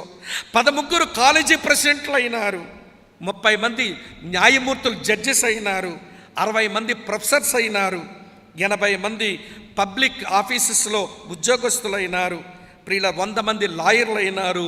100 మంది సేవకులు, మిషనరీసు, థియోలాజియన్స్ అయినారు. చప్పట్లు కూడా దేవుని స్తోత్రం చెబుదామా? ఏముందండి ఫ్యామిలీ, ఎంత బాగుందంటే ఈ కుటుంబం. ప్రియులారా, ఈ కుటుంబం బాగుండడానికి ఏకైక కారణం ఏంటో తెలుసా ప్రియులారా? భార్యాభర్తలు ఇద్దరూ ప్రార్థన చేసి మేము ప్రయోజనకరమైన జీవితం జీవించాలి, మా పిల్లలు 10 కాలాలకు మేమండి దేశానికి ప్రయోజకులు కావాలి, అలాగే ప్రార్థనాపూర్వకంగా ప్రయోజనకరంగా ఇతరులను ప్రభావితం చేసే జీవితాన్ని జీవించి వారు ప్రభు దగ్గర వెళ్ళిపోయారు. వారు కుటుంబ వారసత్వం అమెరికా దేశానికి సేవ చేసింది. ఏమండి, ఆధ్యాత్మిక సేవ చేశారు, సాంఘిక సేవ చేశారు, ప్రభుత్వాల్లో ఏలుబడి చేశారు. ఆయన కుటుంబం ఎంత సమర్థవంతంగా ఉంది. అతని యొక్క సమకాలికుడైన మరొక వ్యక్తి యొక్క కుటుంబ నేపథ్యం చూస్తే ఎంత భ్రష్టు పట్టింది. ప్రియమైన అక్క, నువ్వు చచ్చిపోతావు. ప్రియమైన అన్నయ్య గారు, మీరు చచ్చిపోతారు, నేను చచ్చిపోతాను. కానీ ప్రభు మనల్ని ఏర్పాటు చేసుకుంది ఎందుకో తెలుసా? సరైన ముగింపు ముగించాలి. ఈ మాట మీకు అర్థమైతే రండి ప్రియులారా, మన జీవితాల ద్వారా ఇతరులను ప్రభావితం చేయనట్లుగా, మన జీవితాలతో ప్రార్థనతో మన జీవితాలు కొనసాగించుకోగలిగినట్లుగా, మన జీవితంలో ప్రయోజనకరమైన జీవితం జీవించి ఒక మంచి ముగింపు ముగించుకోగలిగినట్లుగా ఆయన కృపను కోరుదామా? ప్రభువా, ఇన్ని మాటలు విన్న తర్వాత ఇంకా నన్ను నేను సమర్పించుకోకపోతే, ఇంకా నా జీవితం నీకు ఇచ్చుకోకపోతే నాకంటే భ్రష్టుడు ఎవడుంటాడు నాయన? వాడుకోవా ప్రభువా, నన్ను వాడుకోవా, నన్ను వాడుకో, నీ చేతిలో తీసుకో. నేను చావక మునిపే, నా దినములు సంపూర్ణం కాక మునిపే, ఓ దేవా, నా జీవితాన్ని నీ చేతిలో తీసుకొని వాడుకోవని ప్రార్థన చేసుకుందామా? తల్ల వంచండి, కళ్ళు మూసుకునండి. మోకరించాలనిపిస్తే మోకరించండి, ప్రార్థన చేసుకుందాం.